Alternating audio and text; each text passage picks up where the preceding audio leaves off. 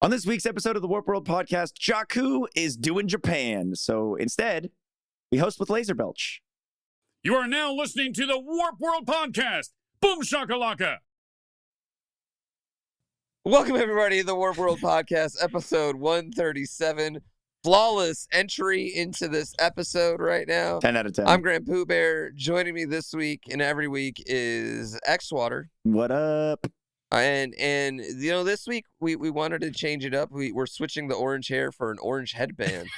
Subbing in for Jaku. We've got the man, the myth, the legend, LaserBelch himself right here. What's up, guys? How are you doing, LaserBelch? I'm doing great, man. How are you doing? Good. It's good. Wonderful, wonderful. I kind of want to go through a little bit of your life story, but first I got to get to X-Water. We got to talk to X-Water about two things.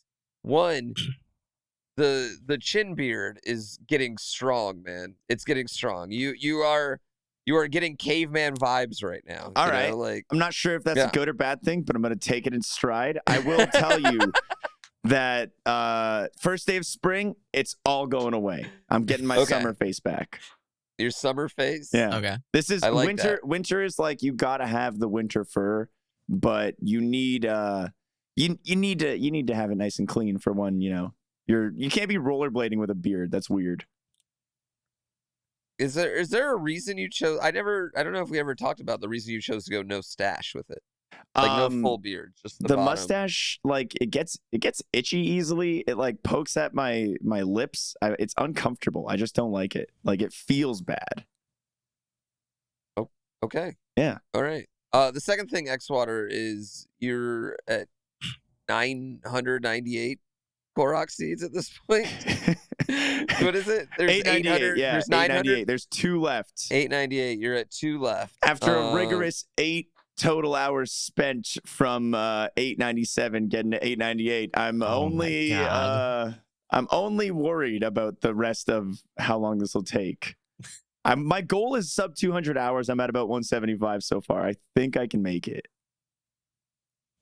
You got any leads? I'm not fucking one, bro. Not one. I can tell you a couple places it's not. It's more than likely it's not in the castle. It's probably not in Hyrule Field, and probably not at the Great Plateau. It's definitely not in that fucking canyon valley. I spent 2 hours today, like, jumping off the cliff, sailing down, and then warping back up, and then moving like 3 meters to the right, and jumping off the cliff, and sailing down, and moving 3 meters to the right again, and just repeat like for like 3 hours in that process. So like you're gonna be the next it's Three not Cats, in that man. valley.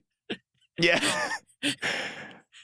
Yeah, you were telling us before 3 Cats got to 899 and just fucking restarted. Yeah, he couldn't figure out which one he was missing, even with a guide, so he just restarted.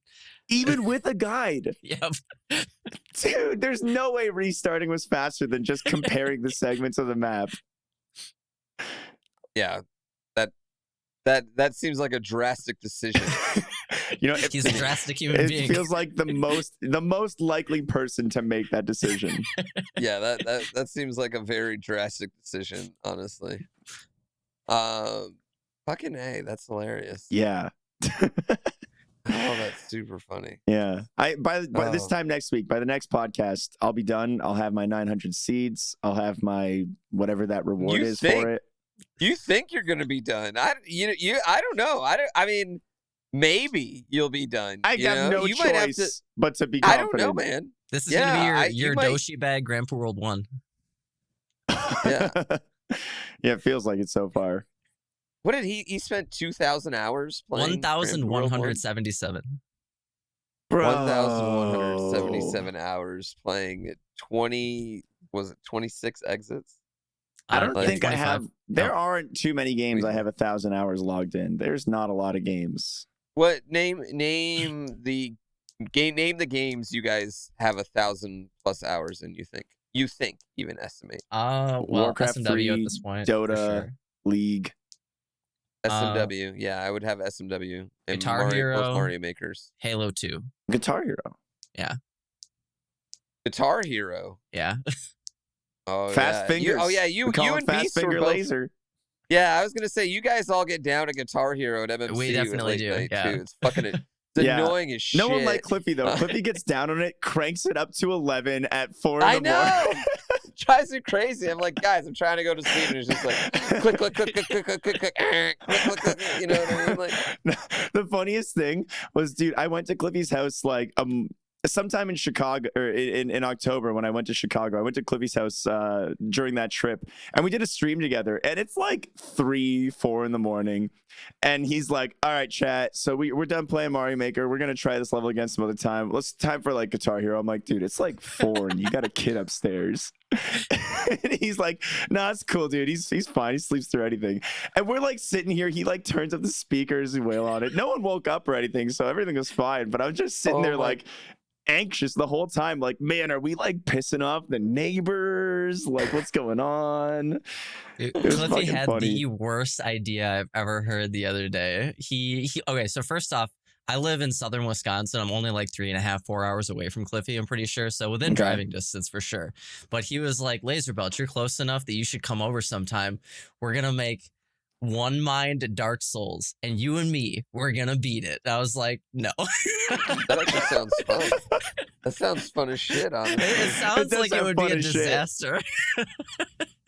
It would be fucking rough, but it does sound fun as shit. It sounds like it would be a really fun stream. Awesome. It sounds like it would be a fun stream, but it sounds like it would be a disaster. It also sounds like a game you wouldn't win. You would not beat Yeah, it. for sure. No, we wouldn't. It would take a while. Not in a day, no. You'd need like rigorous. You would both need to be gods at that game first and foremost. Like, well, we would need to have I know you've played it a good amount. Yeah, we would need to have exactly similar play styles in order to do it. Like we would be yelling at each other. You need to roll now. No. Obviously, this is a parry. Fucking idiot. No, you can't parry that. You got to just two-handed weapon something like that. I would love to just see like individual bosses for that. Like, what's the dude's name? Ornstein and Smaw. Yeah, Smo. Smo. Yeah. Ornstein and Smo. That'd be fun as fuck to watch.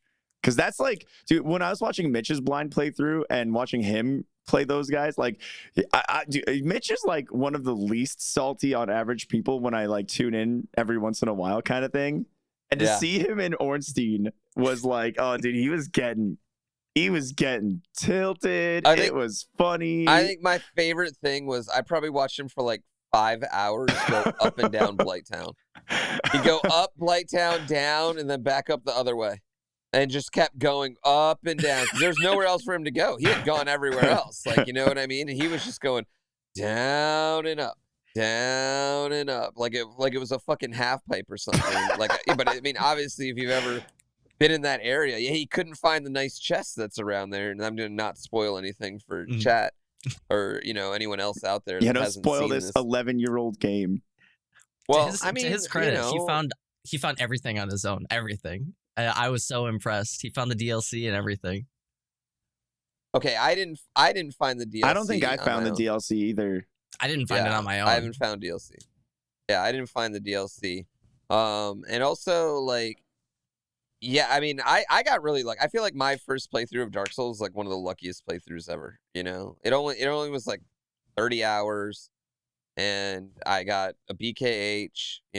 Like the most powerful fucking weapon in the game. That's the one from the Black Knight. Yeah, dude, I got that too. Oh my god, I got it's popping off, and I'm like, guys, it's just a sword. Yeah. And then I didn't even use it for the longest time. And then once I started using it though, it was like game over. I'm the strongest human of all time, Yep. Yeah, and I skipped all of like bad parts of Blighttown. I just went in through the back. Like it was nothing. I didn't get to skip Blighttown. No, I didn't pull that off. I went in the front. Yeah, I went in the front.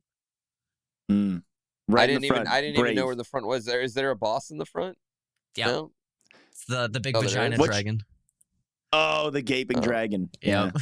See, I've never even seen this boss. Never it's even actually seen really cool a gaping looking. dragon. It's actually cool looking. Yeah, the way you described it, I'm in. Like, Have you ever seen the movie Teeth? A big vagina dragon. No. I've read the synopsis of the movie Teeth, and no, thank you. I haven't seen it either. No. There was like a phase I went through. Yeah, when I was Laser. I haven't seen it either. No, I haven't. Dude, I watched like all the weird fucking horror movies, and Teeth was on the list, but I ran out of that phase by the end of that. Like, by the time I got to Teeth. But after fucking Human Centipede 2, I was like, this is just unnecessary now. A Human Centipede. The problem with Human Centipede 2 is like you can't really go many places after that movie. Exactly. Without just adding more people onto the centipede. You know, Yeah. it's a millipede at that point. They did make one really gross part of it that I don't know. I feel like it's too far to even talk about. Like, I don't want to expose someone to it. You know what I mean? No spoilers. No spoilers. No you know spoilers. what I mean? Yeah, I don't want to spoil it for the good people at home. Who is in the porno right now? Like, who's... That ain't me. Oh, okay. I didn't realize you guys would be able to hear that. I had a sub alert Yeah. go off. Oh. Someone subbed to my channel. It's never happened during the podcast before. Congratulations on that. I feel like you were about to bring up something sandpapery, and then that song started. Listen, girl, I've been wanting to talk to you about this for a little while. Human Centipede 2. Oh my god. Yeah. So that's something I learned. Thanks for the off-stream sub, stranger. Appreciate it. Anyway, interview with LaserBelch. We should ask him some questions, Pooh. Yes, actually, that sounds like a wonderful idea. I think the first question we got to know, LaserBelch. This is your first time on the Warp World podcast, correct? This is? Yes. Okay, I'm just making sure you weren't on one time when I wasn't on or something. You know, like... I wanted to know how far. Yeah, because I didn't want to ask like the same question. That'd be stupid. He'd be like, "Dude, I've already answered this on this podcast. Go listen to episode 98, you know, or whatever." Anyway, when did you start gaming, LaserBelch? Pretty much right away. My parents had me when they were 16 years old. Right away, like you just, you just like popped out the womb. I might as well have, because my parents had me when they were 16, so they were definitely gaming at that time. Yeah, so I had the unfortunate experience of the first game that I ever played being Kid Icarus. Oh, easy game. Yes. Well, sounds like it definitely wasn't a fun one. Yeah, no, Kid Icarus kind of sucks. But when my parents first had me, they used to do that thing where you let the little kid hold the controller and pretend that he's playing, and I got hooked from the word go. Yeah. Oh wow. I mean, like sidestepping away from gaming, like, so do you have a kind of a really close relationship with your parents because they're my mom for sure. My dad, I've used to visit my dad on the weekends, but no, I didn't have that close of a relationship with my dad. I still love my dad, love him to death, but I didn't get to see him very much starting at like age 15. Okay. Does your mom still game? Yeah, dude. My mom still games. I got her a Switch for Christmas. Oh, really? Yeah. Nice. Oh, that's adorable. Oh, obviously getting her Animal Crossing and what's her favorite games? Her favorite game series is Zelda. So she already had Breath of the Wild for Wii U before this though, so I didn't get her that. I got her Mario Odyssey and Luigi's Mansion 3. So you didn't get her Link's Awakening? No, I didn't get her Link's Awakening. You're a bad son. I mean, I'm terrible. I'm terrible. I got you, LaserBelch's mom. I'll send you a copy. Don't worry. Damn, sup, girl? Like, damn. I already heard it all at SGDQ, man. No, okay. This is a complete side story, but at SGDQ, like I was just talking so much shit to LaserBelch, which hindsight I should have talked any shit because I played so bad at SGDQ, like so bad. But I was just talking like mad shit, and there was also the speedrunning documentary guys were there. There's a speedrunning documentary coming out about like the whole scene and everything, and they had me mic'd up, right? And I'm just like me and Barb both I think at this point are like ragging on LaserBelch, and they come over to interview me, and they were like, hey, so there was some trash talking going on, and like LaserBelch didn't say one word back to me. He's just smiling and enjoying it. And I look him straight in the eye and like dead serious. I'm like, yeah, man, LaserBelch just won't be quiet. Like he is just jawing the whole time. He won't stop. So I'm really hoping they put that part in the documentary. Like a video evidence. Me like blaming it all on yeah. Yeah, after So that, it's just I like- was on Jaku and Johnny's podcast. I got one. I was on there right after that. I got one. Yeah. Yeah. Nice. And I asked them. I was like, I got one. I need Duolingo for shit talk. I just can't. That's a really good. I got. It really is though. That is, yeah. Honestly, I'm not that good at it either. I could use that, dude. I'd be like, Oh my yeah, God. your farts stink, idiot. The jerk I'm- store called. I'm only good at I'm only good at it when people know I'm joking. But if people know I'm joking, I'll get good at it to the point where they're like, "Is he really joking?" You know, like, Dude, every time I feel like I'm starting to get good at it, I cross a line with someone and I'm like, oh, fuck. Like, it That's happened what with it's one like, of my "You're buddies the bad at last a time we were game. drinking. I'll kill your grandma." Like, that's their Dude. ex-wife does it. Yeah, it happened the last time with my buddies when we were drinking, and like we were playing Smash or something like that, and like I was just trying to like be playful, and I was like, you know, I just absolutely tore into the guy, and he's like, "Yo, I'm done playing, man." I'm like, "Oh, fuck, no. my bad, dude." Oh Yeah. my God. All right. So Laser, you grew up Kid Icarus, your first game. What? So we're gonna kind of like fast forward. How old are you now? I'm 28. 45. Okay. Looking good for 45. Yeah. Looking great for 45. When did you kind of like discover Twitch? Like, what brought you into Twitch? I got brought into Twitch in 2012 by my buddy Alex, who showed me League of Legends being played at a professional level. First thing that I ever saw was Counterlogic Gaming versus Team Dignitas. Dignitas won, and then their jungler ripped off his headset, threw it at the table, and broke it. First thing that I ever saw. Yo, Dude, that is That's a actually vivid kind of- memory. yeah, that's a very cool thing to see too. You know? Yeah. Yeah, I It's will like, wow, dominate. this Twitch thing's pretty fucking cool. Yeah, I was like, this is tight.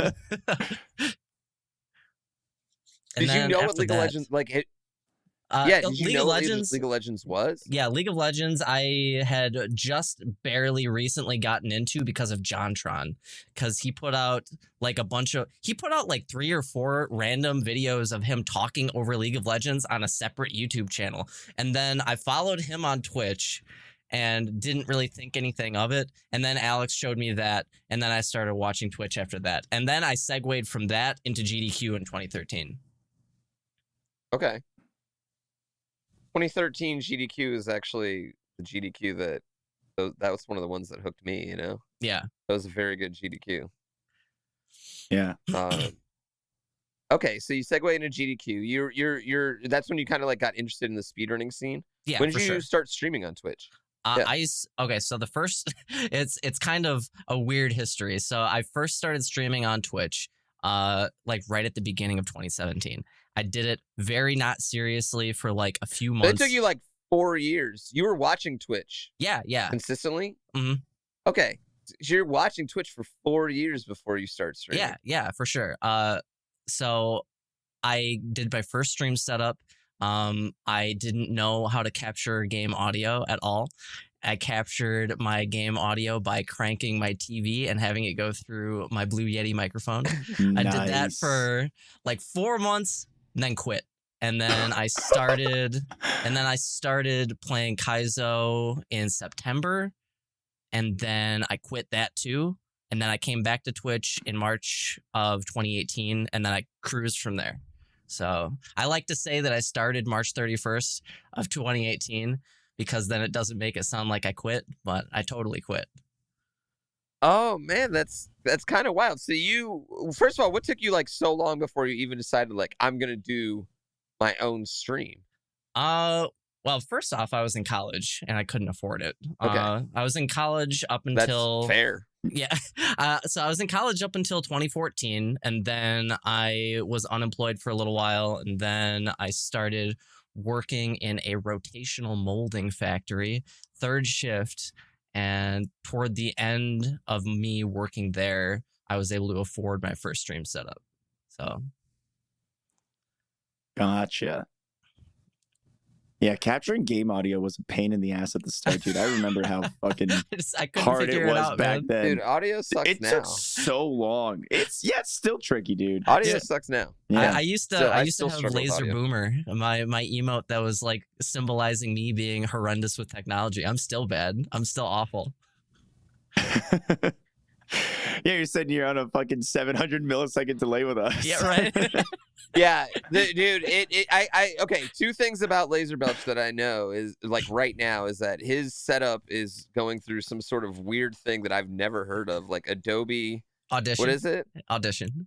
Adobe. What is Adobe Audition? Like, what is that? It's like a better version of Audacity. Okay. And then he's also like has the worst fucking SNES controller in the world. Like I replaced it. Okay, so thank God, because when we were at MMC, we had one of the incentives like pass the controller to someone else for death, right? And if you got LaserBelch's controller, you were guaranteed to die because it was the worst piece of shit. Like the buttons felt like they had like gum underneath them, like the way that they were like you'd press it and like softly come. I was just horrible. Everything about it. It was the worst controller I've ever got a felt. controller command even now. it was. Oh my God! It was even grimy and stuff. Like, oh come on! He was eating Cheetos before. I made that part up. Didn't wipe his I made that part hands. I totally made that part up. You finally got a new controller. How are you liking it? How are you liking the new controller? So I like everything about it except for the face buttons, like kind of stick a little bit. They go down and then they come up slowly sometimes, and that bugs the shit out of me. But it doesn't actually affect the input. It only affects my perception of the input. So if I fuck anything up, it's still totally my fault. No, you can blame the controller. That's what I always do anyway. I'm with you on that. Yeah, I think that's like a 50-50 easily. So what did you stream before then? So what did you start streaming before Kaizo? My very first stream ever was Paper Mario: The 1,000-Year Door, and it was in black and white. Wow. Wait, why was it in black and white? That doesn't even make sense. My capture device literally wouldn't let it go in color. I went through all the settings. What? There was a box that was checked that was like enable color, and you couldn't click it. It just wouldn't let you do it.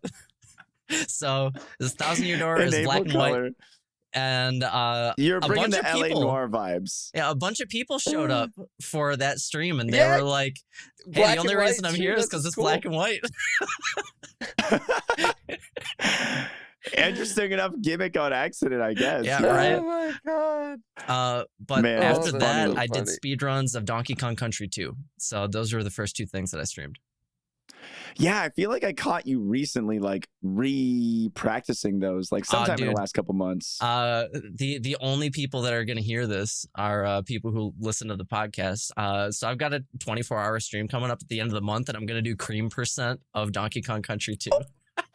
Yo, nice. Cream %? You're doing the cream %? For sure. Oh my God, dude. GCC is going to be so pumped. Oh, I know. You got to eat a whole ice cream sandwich. What is it? Yeah, are you doing the whipped here's cream what or you the have to do. sandwiches? So I'm doing the whipped cream because it's way more theatrical. So you gotta have an entire debatable, but you gotta have an entire bottle of whipped cream. First of all, or ice cream sandwiches. It's 6 ice cream sandwiches if you go the ice cream sandwich route. Too much. A lot of ice cream Yeah, sandwiches. I go the whipped cream. But I'm going the whipped cream. So you have to have an entire bottle of whipped cream, and if you go over an hour, you have to have another bottle of whipped cream. So we gotta go fast. So you have to do that. You have to watch a YouTube video at some point throughout the run, and you have to go on at least one impassioned rant. Yeah. I felt like there was, I was going to say, I felt like there was one other thing, though, with pop culture. You know what I mean? I know her think Odyssey so, runs but pretty deep with it. I'll look into it more before I do it for sure. How long is the run? Have you confirmed with her? I'll confirm with her before I do it. Yeah, I need you to talk with GCC to make sure this is. If you want it on the boards, it's got to be legal. Yeah. Oh yeah. Yeah. Yeah. How long is the Donkey Kong Country run? What are the chances you run over an hour? Because that's gonna be fucking rough. I don't think I'm gonna run over an hour. My PB is 42 minutes. So. Okay, but you also got to incorporate an impassioned rant, a YouTube video, and the whipped cream into that. If that adds 15 minutes and you're behind PB see, the pace, thing is, I you can might be in rant while danger. playing. I'm pretty good at yelling while That's playing. I do true. it every day. Yeah, that's, you know what? Fair. Very fair. Oh man, I almost want to ask you what you have for your topic and your video, but like that should be your special sauce for the day. Yeah, of. right. Oh well. Can I we'll get like a hint? Can I get a hint? This makes me super happy. I think that's super. Yo, it's I so know what funny. video I would use. You gotta watch an episode of Rock of Love, you know, like. I don't Listen, know if you get hungry for like a video suggestion, I got a great one. It's 5 minutes of every Michael Jackson grunt he's ever done, like every he. Yeah, just no music, no backtrack, just 5 minutes of that. It's fucking fantastic. fantastic. Time that I ever watched Simple Flips, he was watching that video right as I tuned in. Oh, that's beautiful. It's beautiful. Oh man. All right. So what brought you into Kaizo? You go from Donkey Kong Country, you're a big quitter. After that, sorry, I love LaserBelch, y'all. I pick on like my favorite people the most, which is like a horrible character trait. It's a horrible character trait. Okay, it's your fault. It's your fault that I'm here. It was your Dram co-op race, or not race, run that you did with Dode. So it was you that got me started watching it. Congratulations. And then it was Barb making Grand Poo World 1 that got me to finally start playing it, because he was making Gorgoroth and it looked dope. And I was like, all right, fine, I'll bite the bullet. Which I'll one's try Gorgoroth? it. Gorgoroth is the like black and white one that you have to like spin jump off surf. the blocks. Yeah, on spin blocks. Yeah. That's one of my favorite levels in that game. That level, yeah. you actually named your split for that one, Hot Sex. So yeah, I think you like it. Yeah, it's a great level. It's just a super great level. Yeah, for sure. Man, I feel kind of honored with that. You know what? It's kind of like, not to. I feel like that was kind of a weird point in Kaizo, because before that, Drama did his run, and mine was actually like the second Kaizo ROM hack run. Me and Dode together. Mm-hmm. And here's the story about that. Originally, it was just supposed to be me alone, and they only accepted any percent, and turned down 100% for an incentive. Yeah. And I had actually never beaten Dram's butthole before. Before literally the day GDQ starts and people are putting money on Grand Pooh Bear runs 100%, and I had not even beaten the butthole, because they added it later on. Like, I was like, yeah, whatever. If they want it as an incentive, I'll learn it. It's fine. No problem. But months go by, and this is back in 2016 when we all sucked at Kaizo. So like straight up, like compared to the skill level now, it's just like we were so bad. And so I'm like, the 2 days before I'm supposed to leave, I'm just like going ham on trying to beat Dram's butthole, and I'm like super nervous, in the sweats. And then finally I get there, and I just straight up go to GDQ staff, and I was like, hey, I need Dode to do the 100% part, and luckily they were super cool with it, and that's how we split it up, and it ended up working out really good, because he crushed Dode, it. like, all intensive. Yeah, Dode crushed it. A and B, like, Dode deserved that run more than I deserved that run. Like, he had done so much more. Like, he was the only guy playing Kaizo ROM hacks for the longest time, and I just slid in and just swiped one particular record.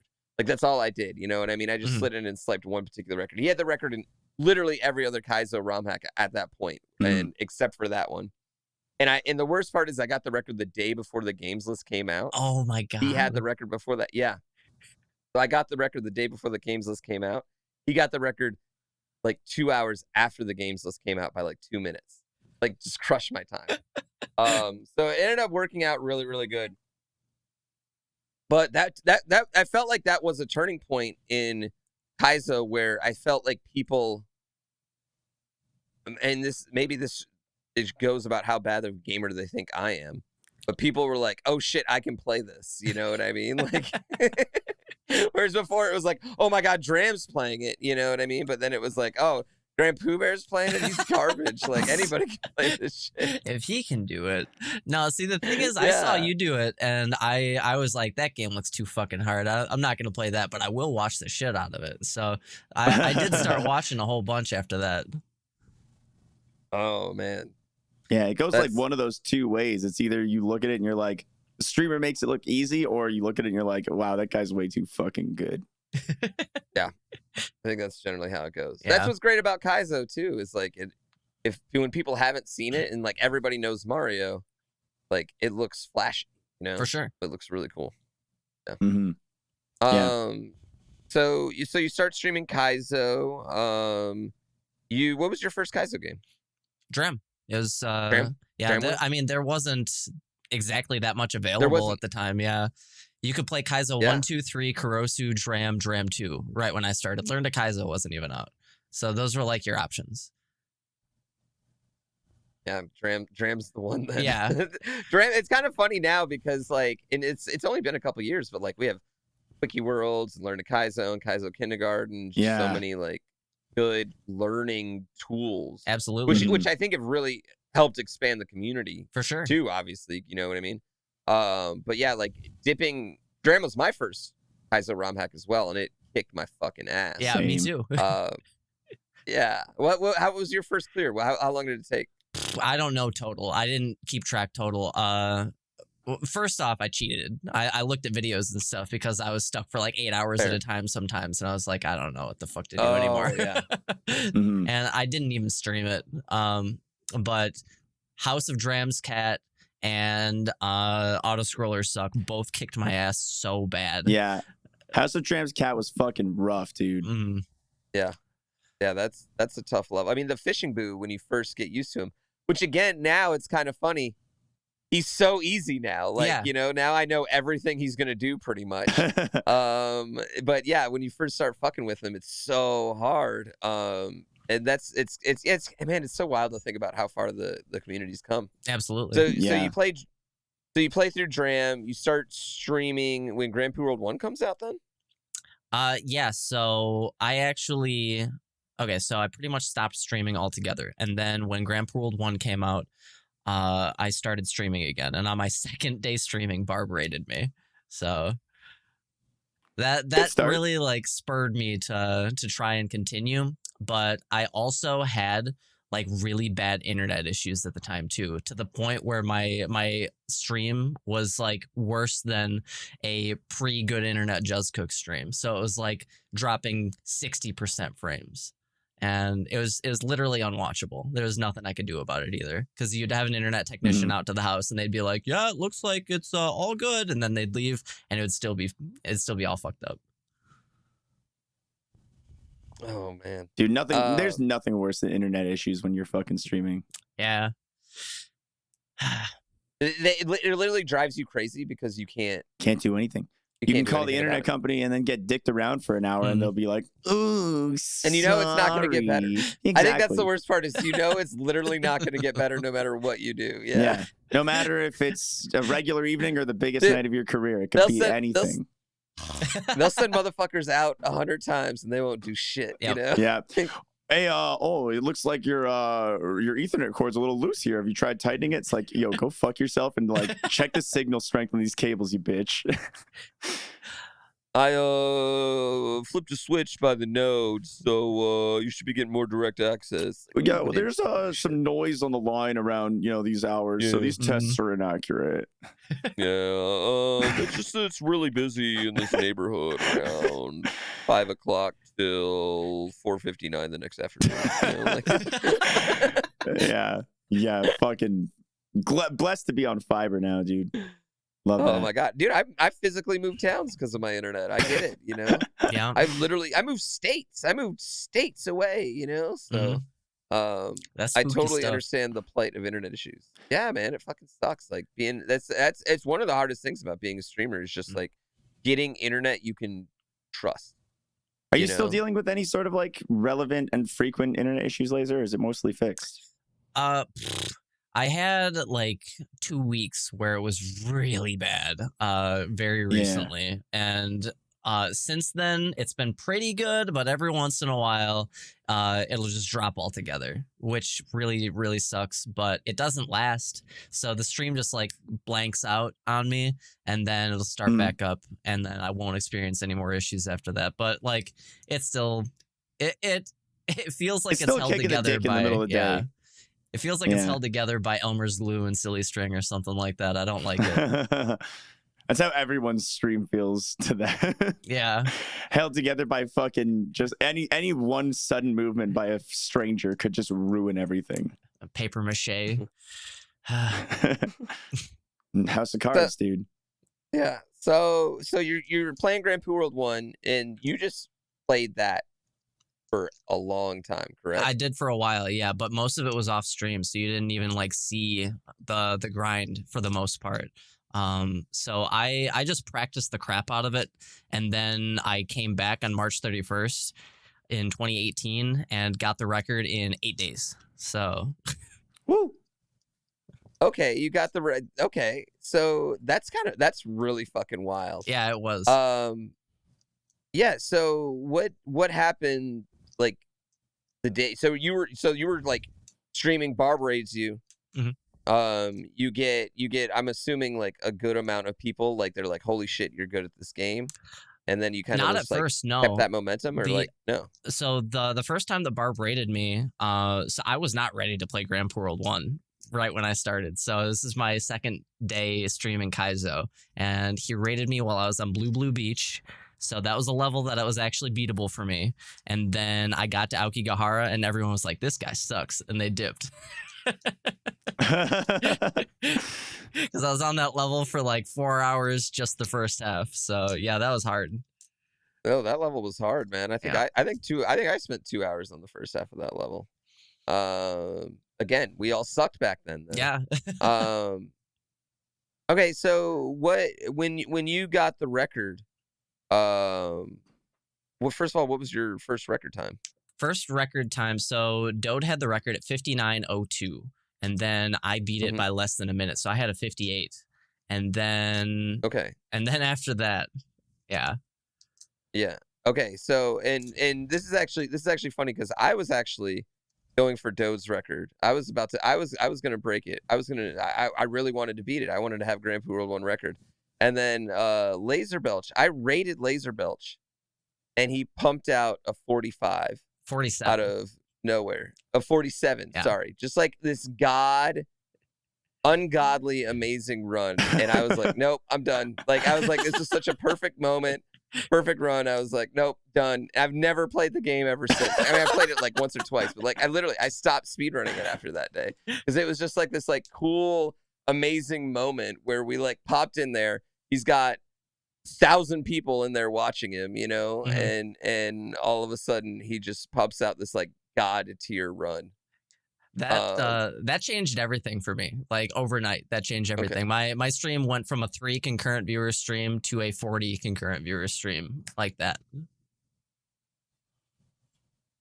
Making stars, baby, making stars. It's a blow up moment. It's fucking great.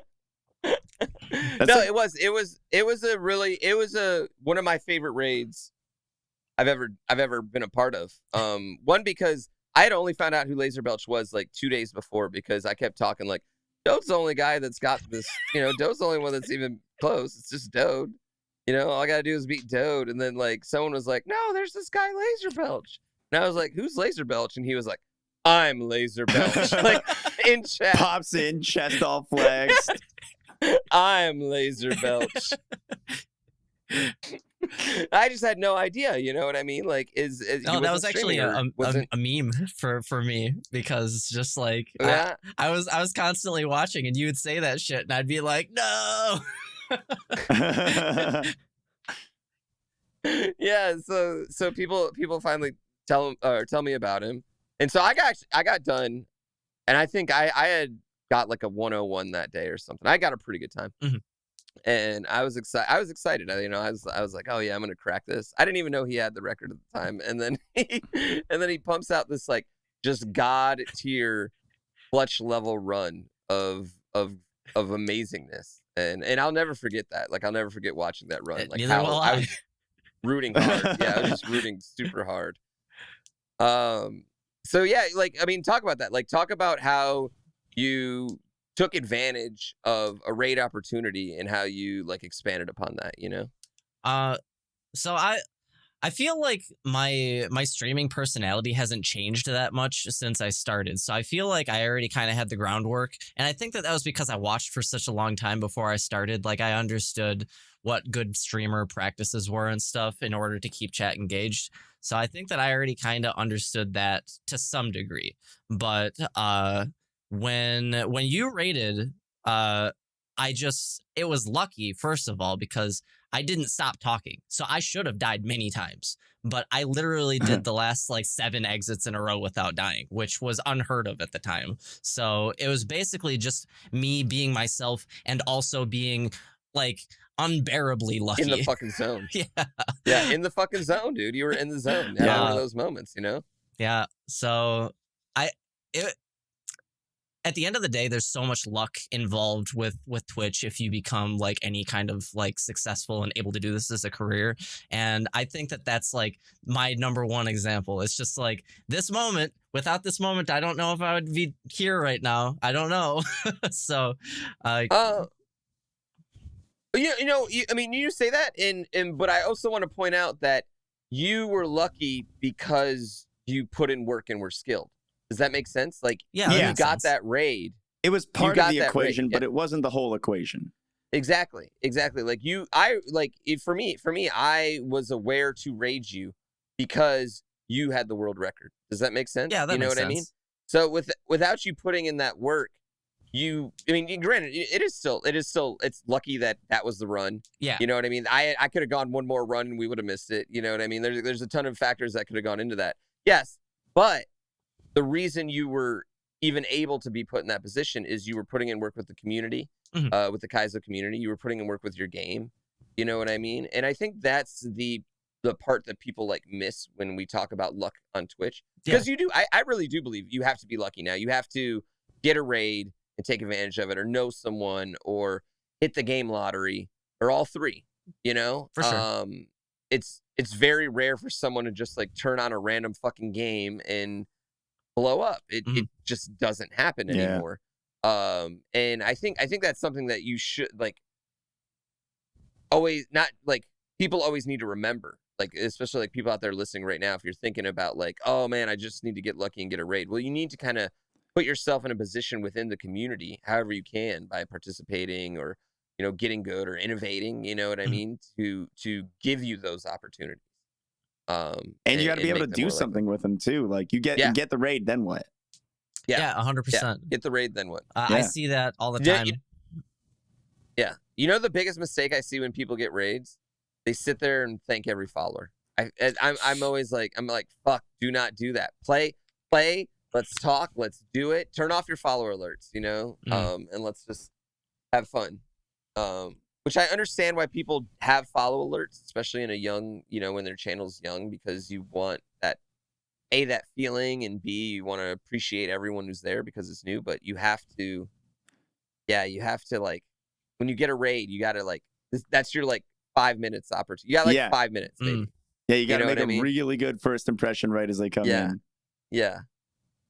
Okay, so that's awesome. So after that moment, you go from to a 40 viewer stream.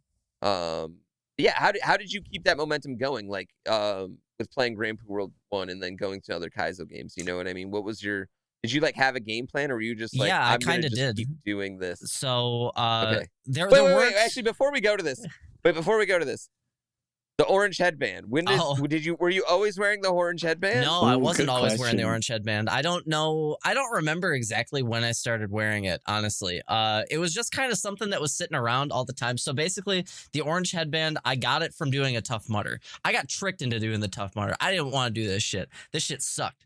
My friends told me and tricked me that it was going to be like Ninja Warrior. It's just an obstacle course. You'll have a blast. It was a half fucking marathon in addition to an obstacle course, and I hate running, so it was not a good time. But I felt like putting this on like this burden that I had, and I put this on while I was playing these like tremendously difficult video games. It just felt appropriate, and I felt like it made me stand out. So that's literally why I put it on. I put it on because like I wanted to stand out. That's realistically what it is, and it worked. So it is. It's your shtick. I don't know. I can't picture you without it now. And it's always really funny when I see you at when I saw you at MMC and you weren't wearing it. Or and I think the first time we met, actually, you weren't wearing it. I don't like wearing it in public. I feel weird. I get it, but you know that's like you when you're LaserBelch, you gotta wear it now. It's like I don't always so around my house I wear beanies. I don't wear snapback hats around my house. I do wear beanies everywhere. So when I'm like David, it's in a beanie, but you know. Brand Pooh Bear. I know that sounds so stupid and like lame, but that's when he busts out the flatback, you know, the snapback, or I can't even flat bill snapback. I can't even talk right now. Do you have something like that, X-Water? You got like I mean, it was your no sleeves for the longest. No time, sleeves for 2019, but I mean, you know, that's last year. No, I don't really have a discernible. I mean, I never take off this gold chain, if that matters. I've worn it since I was in grade 8. I've only ever taken it off for basketball games, and sometimes when I'm squatting a lot of weight. Dude, I feel like a whole bunch of the people from MMC are getting in like good shape. I keep on hearing like everybody is saying that they're working out, and I love it. Yo, I got a small amount of abs right now. Hey. Nice. I'm actually in like the worst shape of the last year right now. So I'm no. not proud man. of that, but dude, I'm probably in the best shape I've been since at least 2 years, because at least since Gina's been pregnant, you know? Like as soon as Gina got pregnant, I was like into dad bod, and like I'm looking pretty fine right now. I'm like, nice spice. Yeah, lots of push-ups, lots of sit-ups, like which at first when I first started doing it, I was it wasn't that bad, because it didn't take me that long to like hit my like, all right, I can't do anymore, you know. But now it's taking a fucking long, and now it's like, you know, like 20 minutes of my day. Like it takes up a long amount of time, just like all the, you know, the each session. Like it's just way too long now. It feels good though. Gotta be more efficient. Yeah. Lots of gym trips now. It does. It feels good. And I've noticed like it's I feel like I'm playing better than I have maybe in the last year, and I'm jumping between Marios a lot smoother than I have been. Like that's something that I used to have a big problem going from Maker to World, and now I feel like it's really smooth for me. Nice.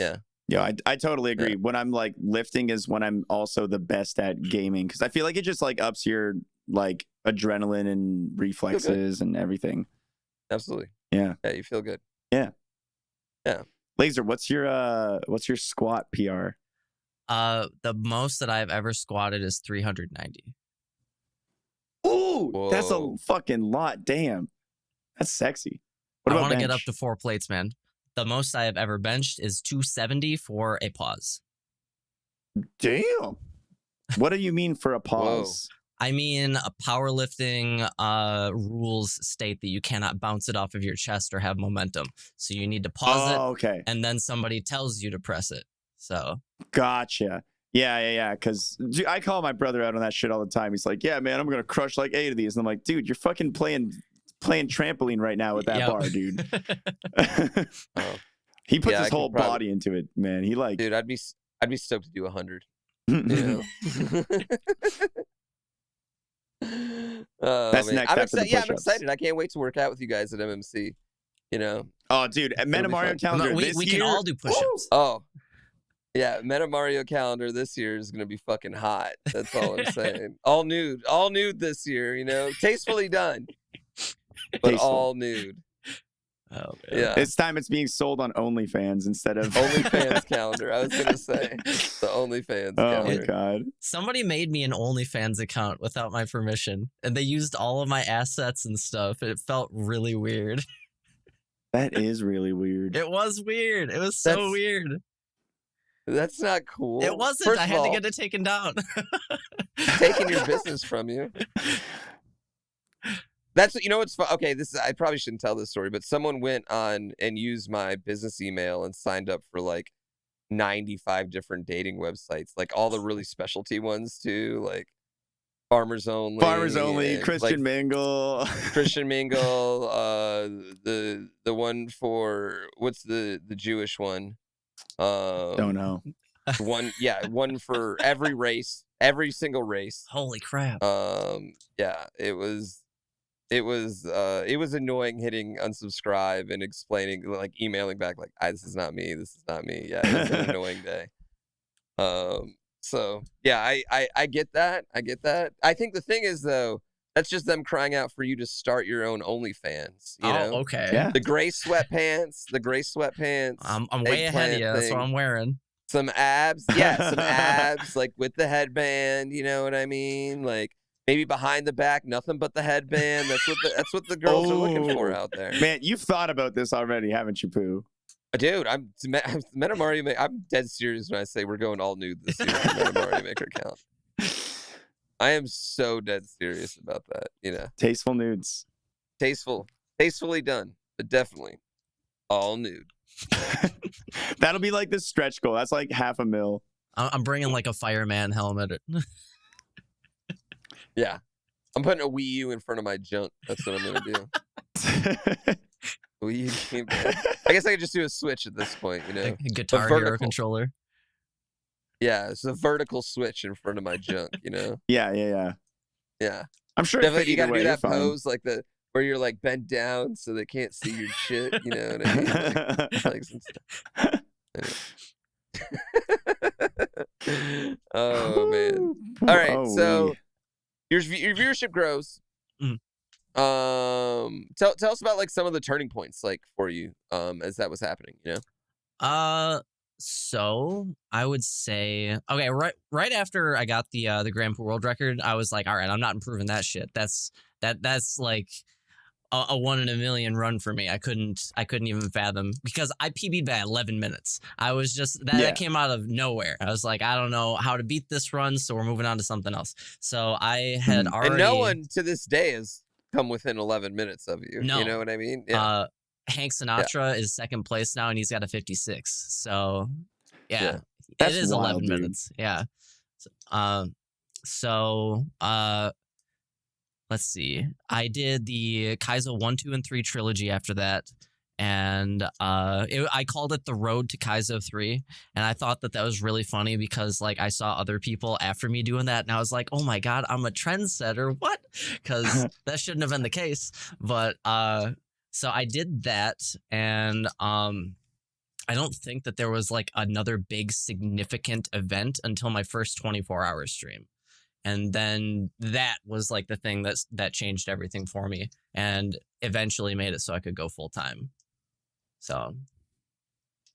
Okay. Tell us about what it was like to go to your first GDQ. It's surreal, first of all, because I was watching it for a really long time before I ever even attended it. And the first one that I attended, I was actually able to get up on stage for. So that was like weird, weird. But it's also like... Wait, the first one you attended was... SGDQ 2019. Okay. So that was your first one you attended too. Yep. Okay. Absolutely. Right. So that was it was weird for me too, because I wanted to attend AGDQ 2019, but I couldn't get any friends to go with me, and I didn't think that it was going to be like an enjoyable experience if I not only didn't have any friends there, but I didn't have anybody from Twitch to like hang out with, because I wasn't that entrenched in very many communities or anything at that point. I didn't like know very many people from Twitch. So, and I'm a pretty reclusive person, to be honest. So I would have probably ended up like hiding in my hotel room the whole time. That wouldn't have been a good time for me. But it was weird going to SGDQ because I knew so many people. And like I recognized so many people, and there were people that recognized me, and it was like it was a phenomenal experience overall. It was great. I loved it. Yeah, were you nervous to run? Yes. Absolutely, because blind playthroughs aren't my strong suit. I'm really good at speedrunning, so like second, third playthroughs, I blaze through it. But first playthrough, same. My first playthrough is usually a tragedy. So I was nervous for sure.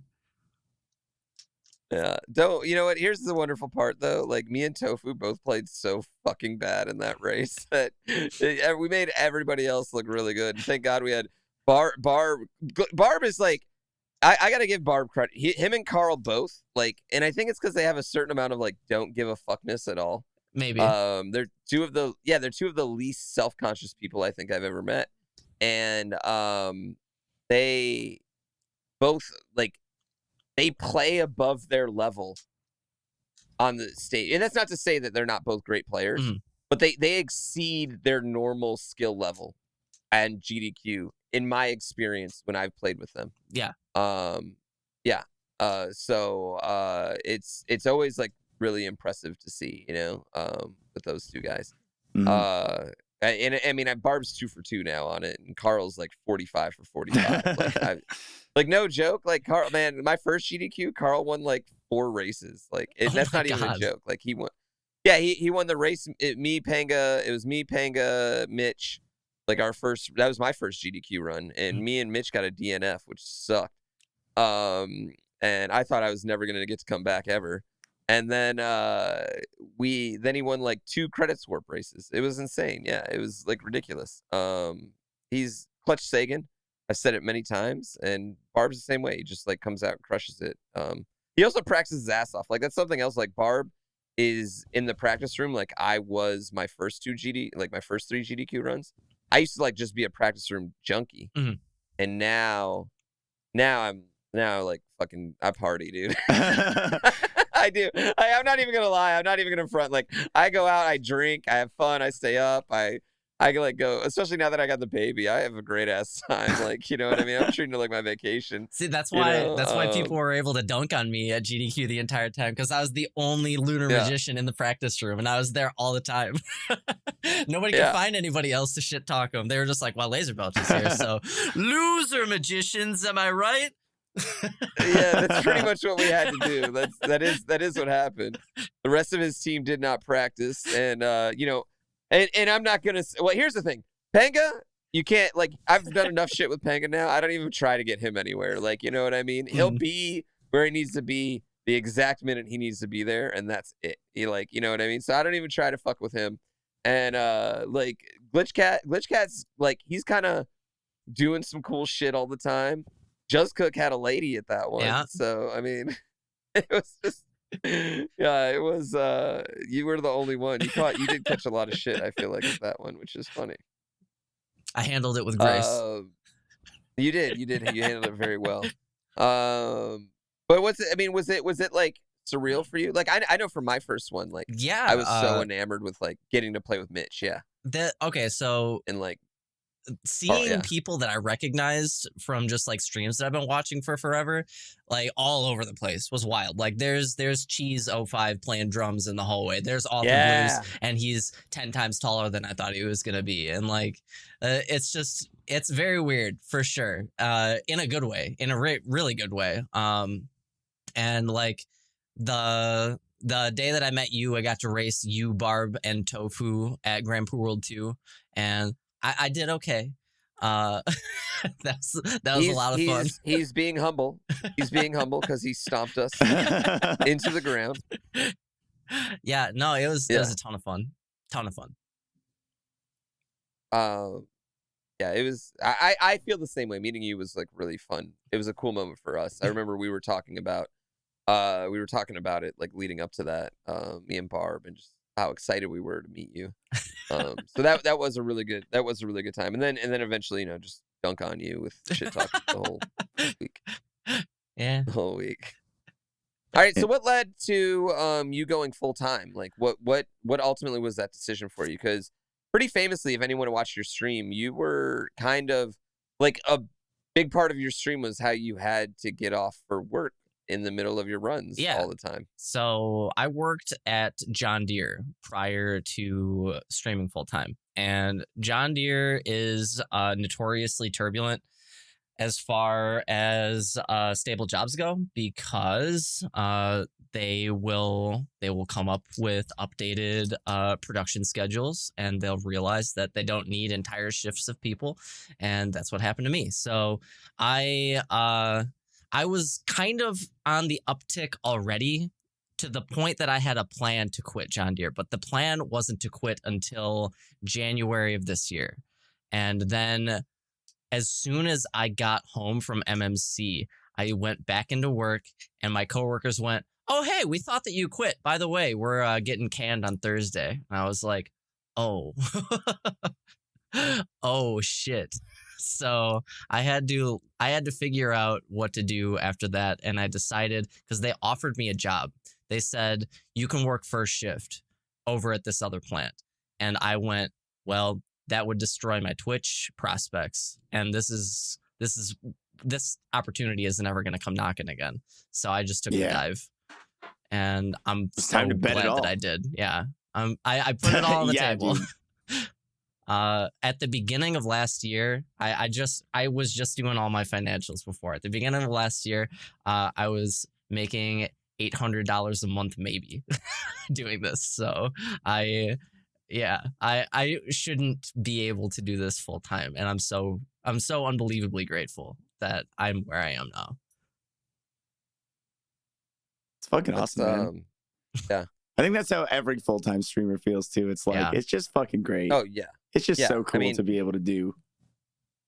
It's such a lucky thing. And I think the thing that I've noticed is that anyone who thinks like, "Oh, this is going to be my new job, you know, eventually I'm going to turn this into a new job," that it never works out for you. It's always people that don't think it's going to happen. Does that make sense? Yeah. Like, you know what I mean? You just got into it for fun for some reason, you know what I mean? Like for me, it was just killing time. That's why I got into it, you know? Xwater he just got into it because he was so sexy he couldn't contain it, you know. And I did get into it because I wanted to get into gaming industry. Like I wanted a job in gaming. I didn't know if I wanted it to be Twitch, but after a while I did. Yeah. Yeah. So it is kind of interesting. I was really glad it worked out. I definitely was like someone at MMC. I was kind of pushing you to go. You and Bar both were. You and Bar both were at SGDQ as well. Like, come on, quit your job. Yeah. Well, yeah. I mean, I think it was a situation where, we both believe in your content. Like we both like your content, like you. And I don't think we would have let you fail anyway. But it was, you know, we saw the potential, and also like, what do I want to say? Like you were there, like already, you know, like you, you were already absolutely there. I joined the Kaizo community at such a lucky time too. Like right before everything kind of blew up it was good timing. It's really good timing. Yeah, I'd agree with that. Grand Poo World 1 was, I think Grand Poo World 1 is a big shift. Everyone Kaizo, started using custom music after that.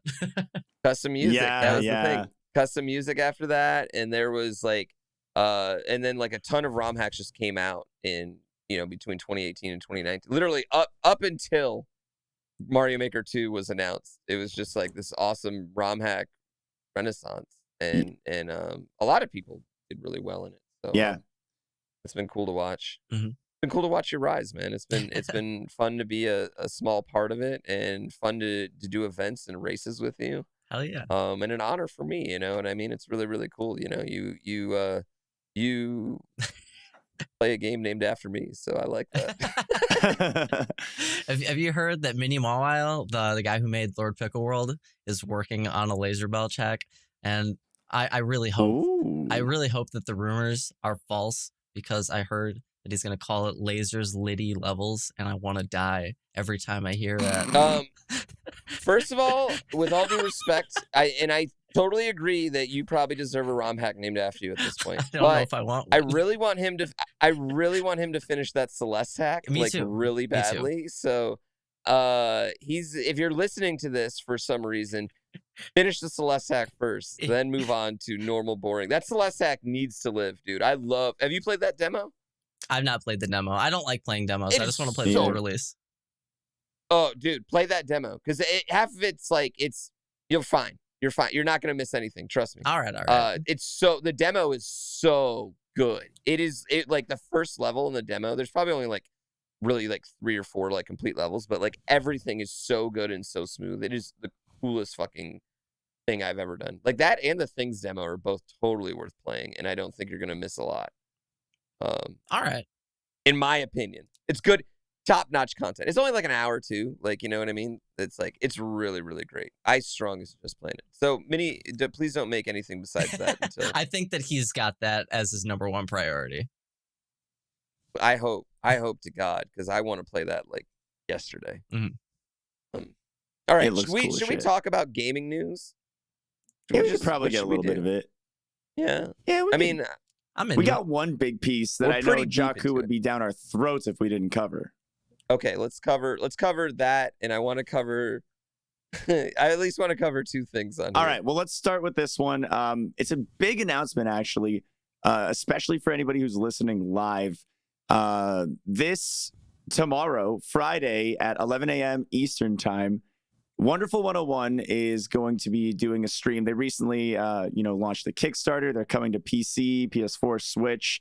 And Jaku is over in Japan right now with Platinum Games, and he's going to be on the stream playing Wonderful 101 with crowd control enabled tomorrow, Friday, 11 a.m.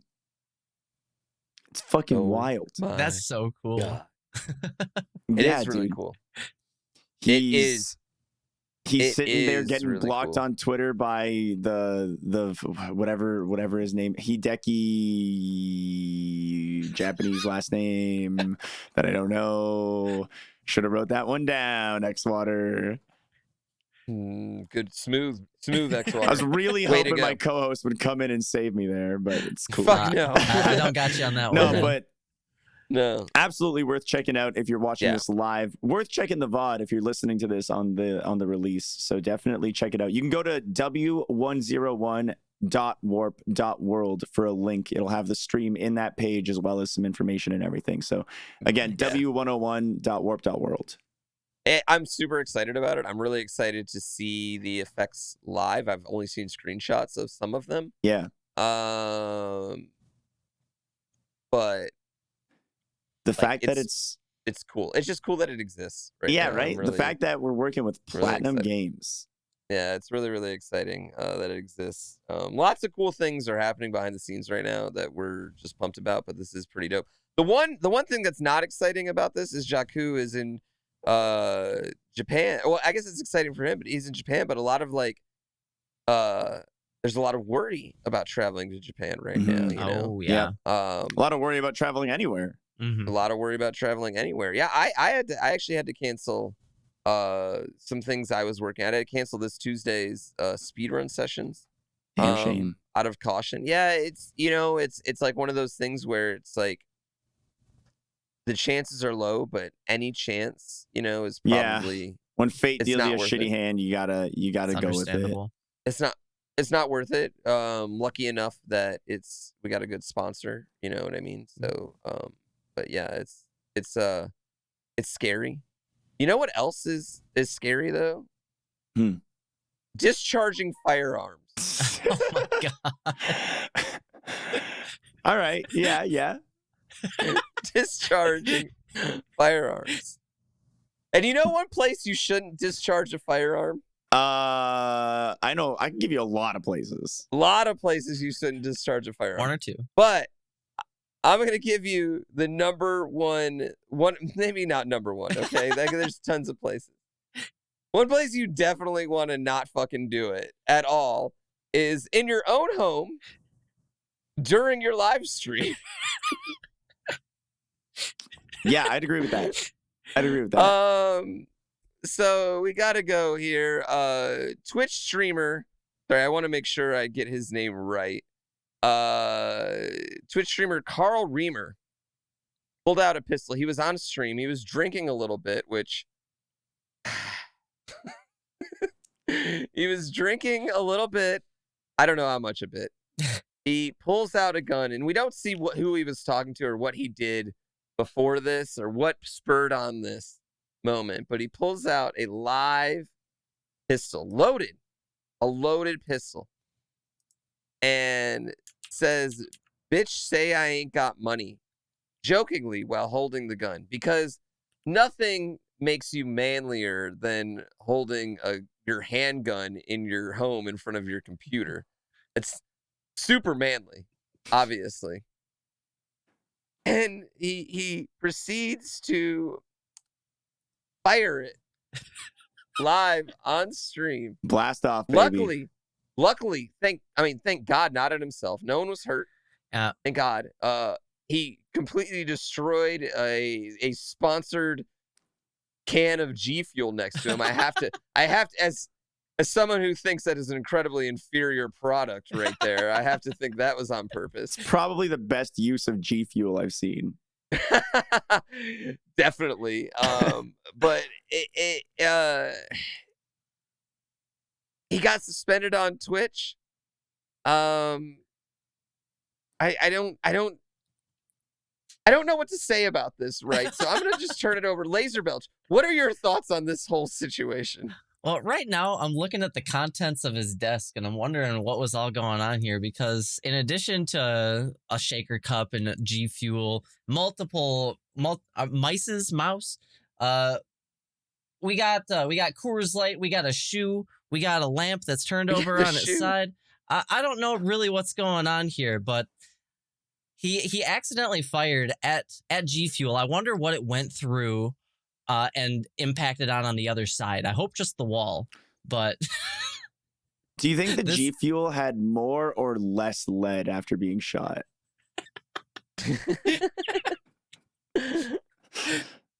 Oh man, this whole thing is ridiculous. I think it's worth mentioning that this guy was at some point a member of FaZe Clan, which it's like, oh, big surprise. Man, I know. You know what? I don't want to judge a group of people I don't know, but it's getting extremely hard to not at least make some sort of correlate. You know what I mean? Correlation isn't always causation, but I don't know. Just like everything around it has a cloud in some ways. Yeah, you know what I mean? The shoe fits. The shoe on the desk fits. The Absolutely. Shoe on the It's true. Man, it's like legit though. It's like this dude's sitting here. Like there should be very few cases where you accidentally fire a firearm. Like you shouldn't have it loaded unless you're intending to use it. You should have the fucking safety on. It shouldn't be out in the open on your fucking computer desk. Like it's just so like stupid is not a good enough word to describe how idiotic the concept of having a gun loaded on your desk for no reason is. Like that's not necessary for any reason. His reaction, he was so calm about it too. Yeah, he's his like, reaction oh, so shit. nonchalant. Guns are loud, what it made bro. me think is this isn't the first time he's accidentally fired his gun. That's what I thought. It's like the grown-up version of that one angry teenager who punches his monitor when he plays COD. Yeah. It's funny because nobody got hurt, but it legitimately, it's terrifying. He could have hurt himself. Could have hurt his pets. He could have hurt. Dude, his dogs are right in the background. Yeah. He could have hurt one of his pets. He could have hurt neighbors. I don't know where he lives, but there's an immense amount of things that could have happened. Luckily, it didn't, but you hear about it all the time where it happens. I actually had one of my best friend's brothers pass away from accidental gunshot, cleaning his gun. Oh, no.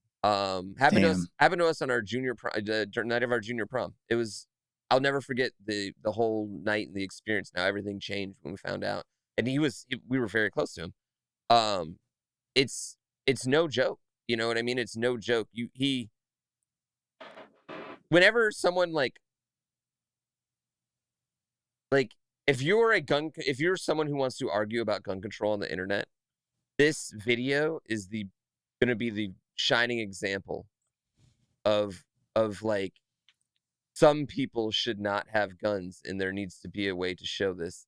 Here's even a seemingly normal human doing something incredibly stupid on video. Look at this. This happens all the fucking time. You know what I mean? Yeah. And it's just so It's so wild. Like, it's just so, I just don't get what you were thinking at all. In any shape or like, why does he have a loaded gun right That's there? what I'm saying, dude. Like, who is he afraid of, or why? Dude, like, if he would have ever gotten swatted or something, like, could you imagine? Like, his first instinct would probably be to shoot. Yeah. And that's like, yeah. I mean, which obviously, like, that's horrible. Like, that's a horrible thing to, like, it's just terrifying. The whole thing's terrifying. I think he does in the video normal at human least. being and get a baseball bat next to your desk.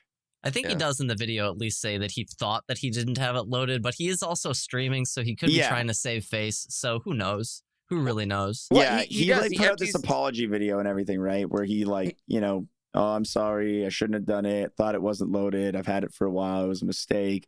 But like, dude was drinking, playing with a gun. It's like I have like not toy, but like replica swords in my house. Like we have a master sword, a sword from One Piece, and I've got a super strict fucking rule that if you're drinking in my house, you don't touch the fucking sword.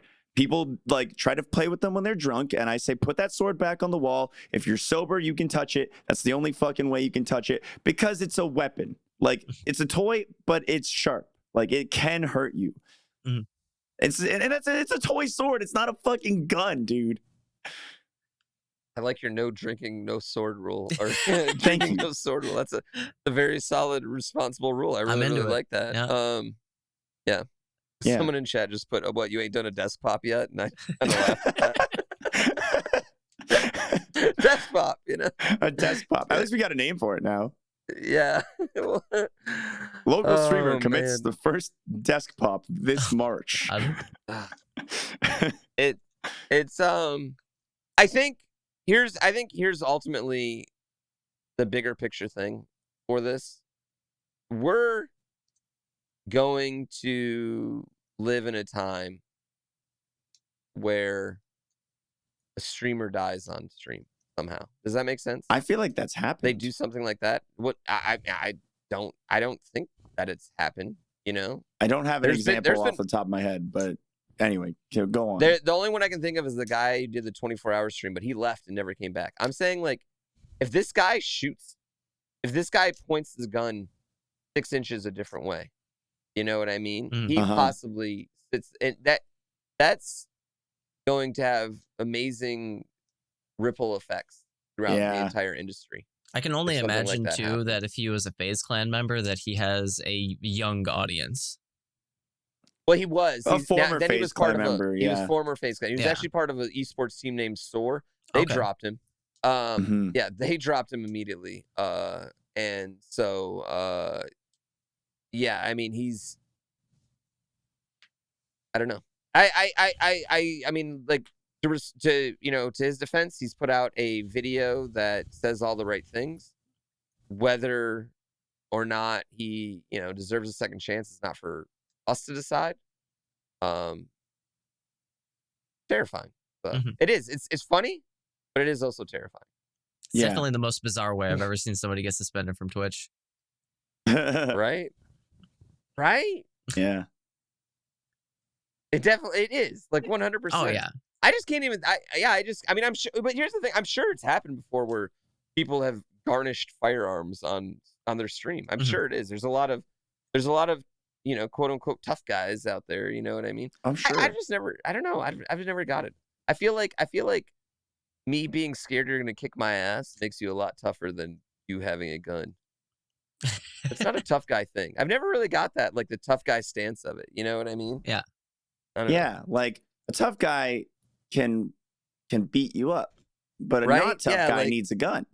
Dude, I feel like Bruce Lee is way tougher than Bruce Willis. Like, Bruce Lee's tougher than like 99.9% of humans. Well, I mean, not anymore. He's dead, but and his prime. Yeah, I know. Yeah. Even as a skeleton, he can fuck you up, bro. Yeah, me at least. Yeah. Yeah. I don't know. Be safe, y'all. Be safe. Don't be drinking and handling. Don't be drinking and shooting. Keep your firearms unloaded. Don't load them unless you're planning on shooting them. No desk popping. I don't want to see any more desk pops. No more desk pops. Keep it to yourself. Yeah, Responsible I don't wanna see pops only, guys. Yeah. Is there anything else we got to cover in this? I think we should at least cover GDQ submissions being open. And more particularly, what do you guys plan on submitting? Well, I mean, I'm pretty deep in Grand Prix World 1 right now, so I might as well submit that again. But after Grand Prix World 2 got in, I don't know how high of a chance there is of Grand Prix World 1 getting accepted. But hey, I'm in great shape with the game right now. Might as well submit it. If there's one thing you know about GDQ, it's that you can never predict what they're going to say yes and no to. So you just go for it. Yeah. What about you, Pooh? You got anything lined up? Or is it under wraps? I'm going to submit Return to Subcon, which I should probably practice. Because 2 reasons. 1, I think it's a great ROM hack that deserves to be in.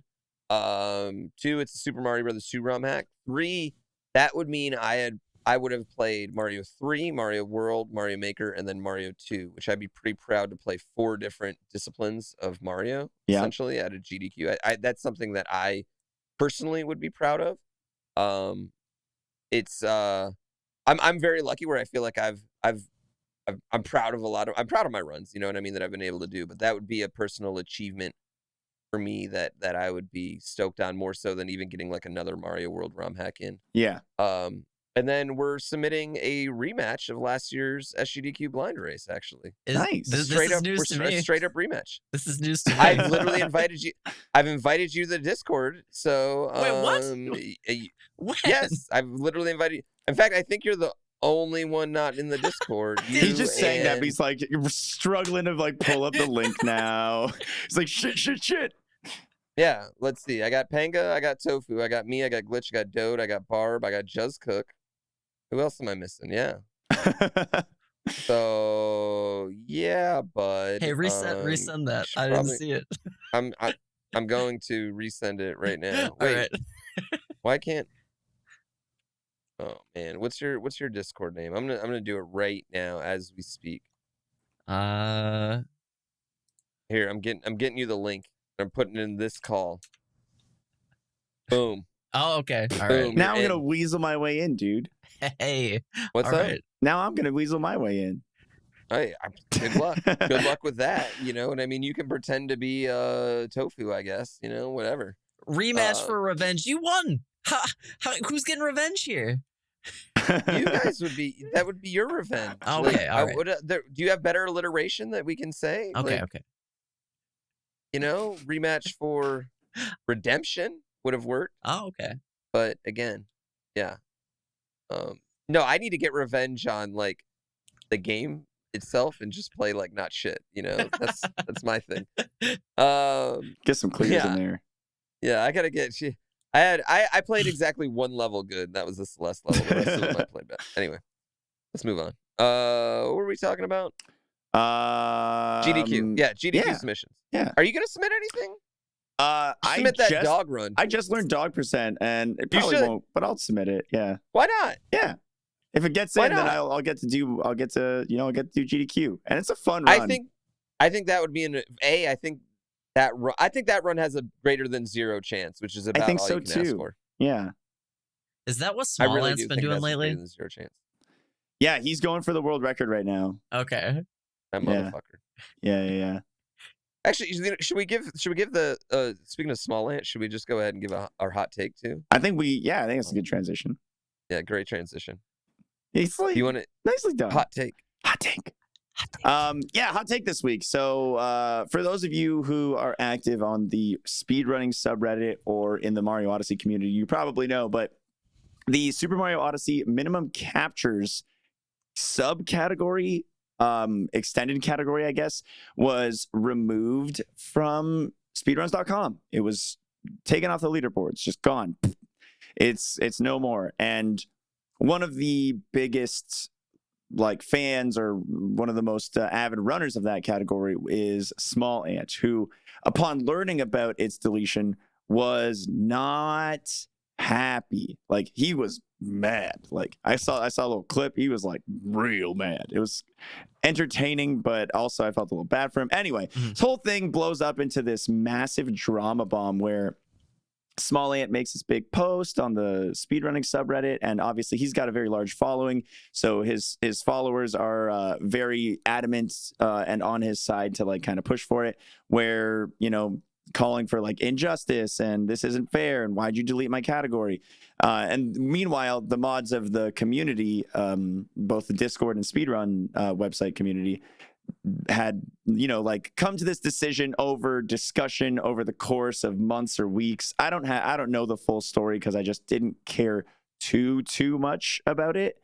But long story short, it got deleted because the category started getting like super weird and complicated. Like there was like minimum captures with 13 captures, 14 captures, 12 captures, 11, and then the new exploit got found and it's like 3 captures, and then it became like people were like, it's a challenge run now, it's not a speed run, and eventually they just decided to take it out.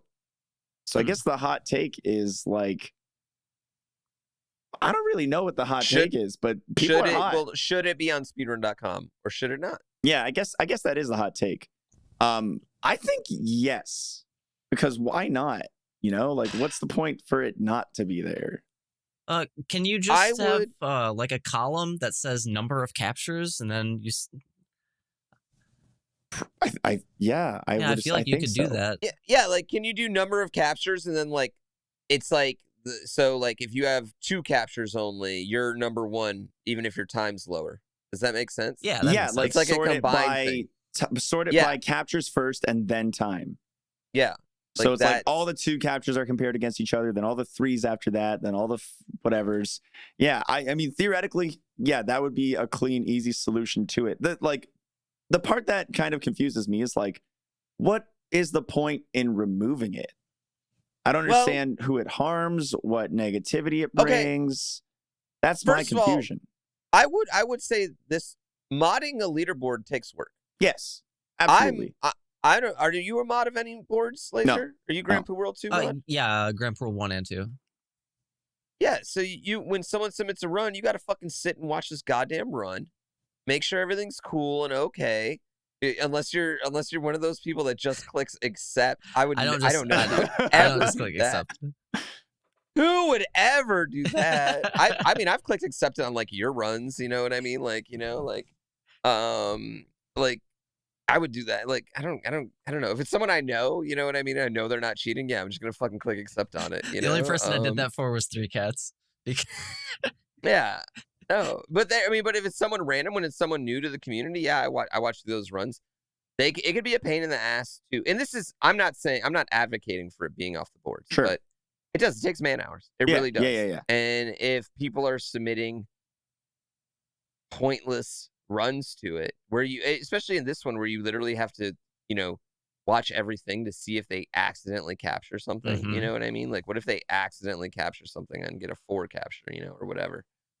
That I can understand where that adds up. And B, when it's a category where you're wiping out, like someone finds a new trick and you're wiping out a run, you have to wipe out every run that's ever existed before that. You know what I mean? It was 15 captures. Well, then now it's 14.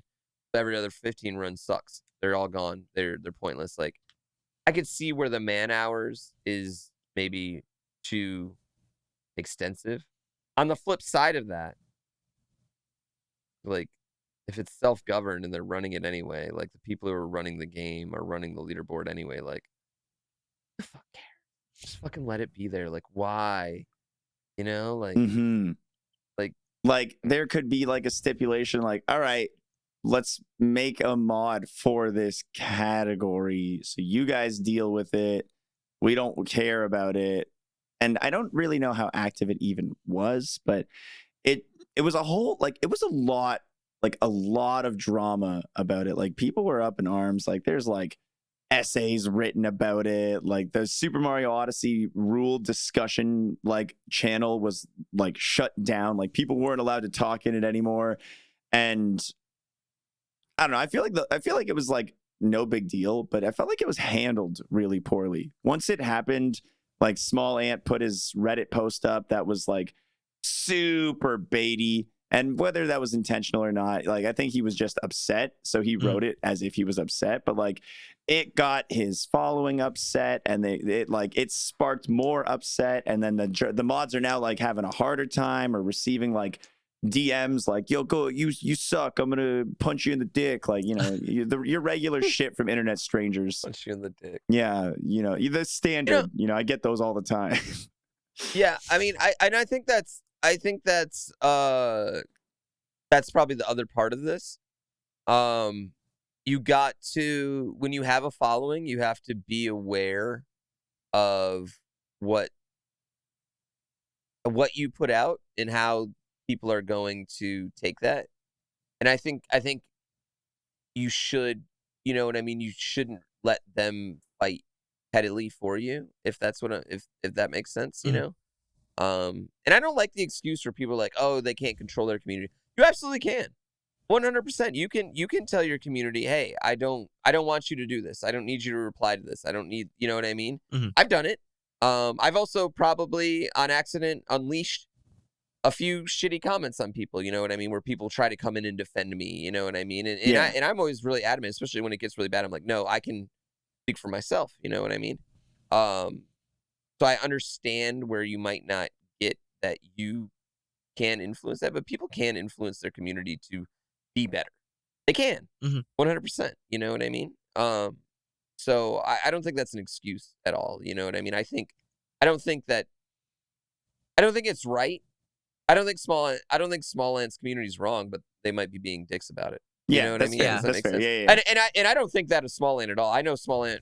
We've met him multiple times, and he's always been incredibly nice. Yeah, he's a fine dude. He's a super great human. I'm sure he was upset when he wrote that original post. Yeah, and like, you know what I mean? He's a cornerstone, like, regardless of his size, he has put a lot of time, energy, and effort into that 100%. Community. Mm-hmm. So for like the category he cares about the most to be deleted, it feels bad because it's like, well, shit, like I ran, because remember when the tasks was a thing, when they were doing tasks where someone would be like, go to Lost, get 3 moons, get this many coins, and like figure out a route and do it. Like he did that. Like that was him, and he had a whole bunch of other shit that he was running in Mario Odyssey, like to, for the benefit of the community. And so like having that happen has got to feel kind of like betrayal to a degree. Yeah. Which I understand. Yeah. I wonder if they could have done with that category what they do with, because SMW has a shitload of categories on speedrun.com. Yeah. And a whole bunch of them aren't even on the main page. I wonder if they could have made like a separate extra.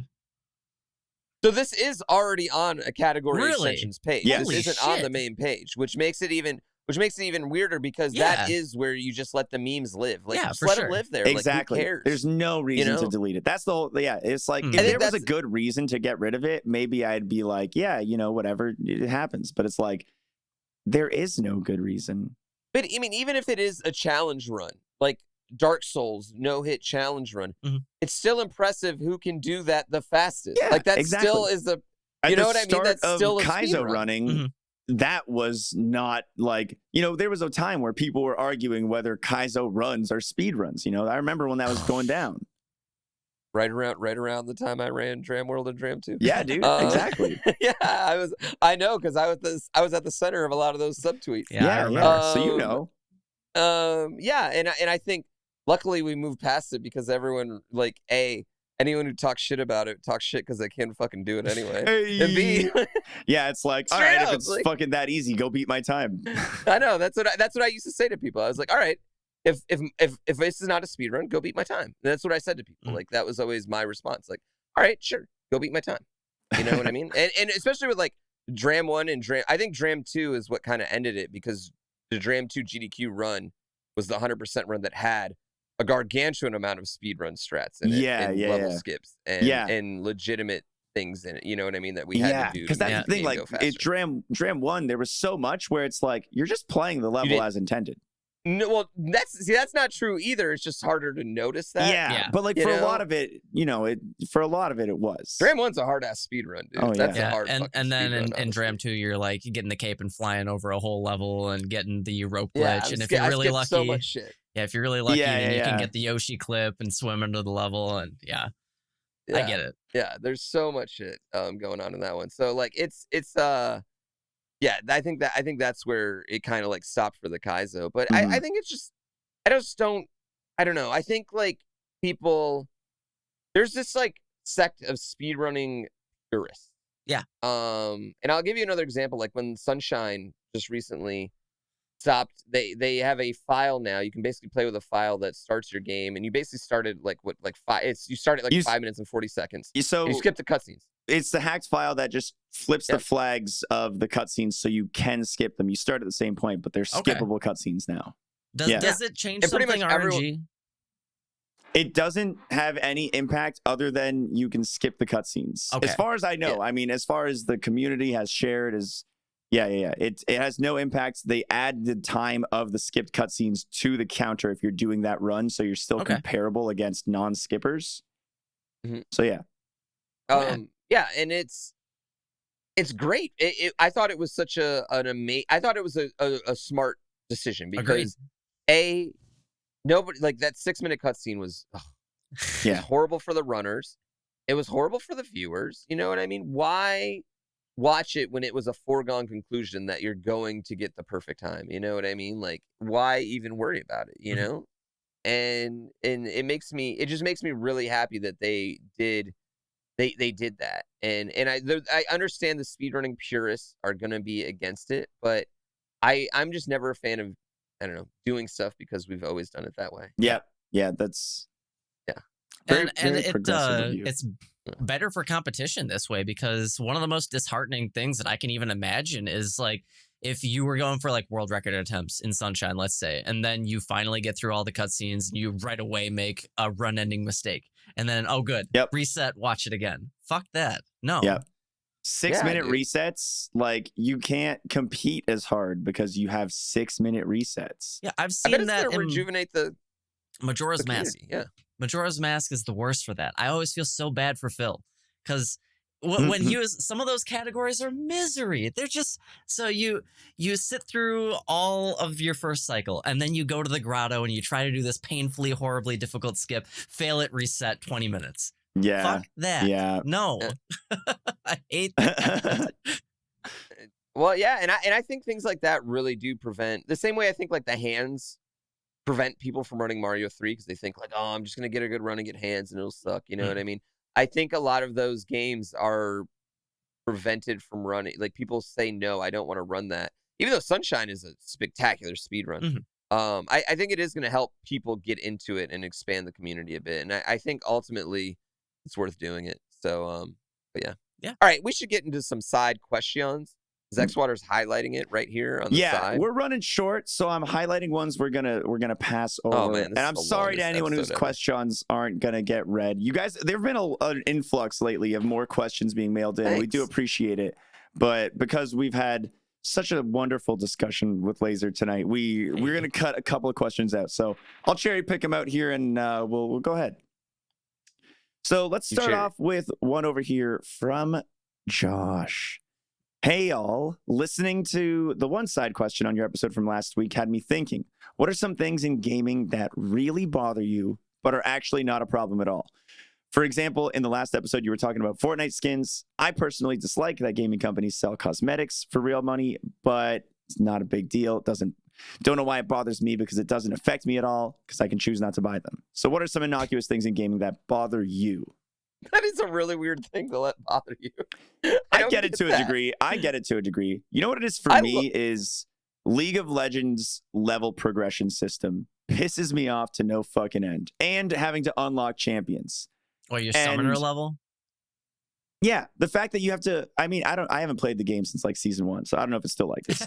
But the fact that you had to level up to level 30 to have, like, you have to play like you have to play a certain amount of hours of this game to be able to fully access your mastery kit. And then to top it off on that, you had to spend your in-game currency on ruins, which you would put into your ruin pages, which would give you like if you fully maxed it out, it would cost like, I don't know, let's call it 30 hours of gameplay to purchase this ruin page. So if I want to play Udyr in the jungle, I want to play this hero, I want to play him in the jungle, I need to first of all get my account to level 30, Second of all, I got to buy the hero. Third of all, I got to buy the ruin page for this hero. And then, sweet, I just had my first Udyr jungle game with my perfect ruin page, which it gives you an advantage in the game. Like, you get better stats for having this page.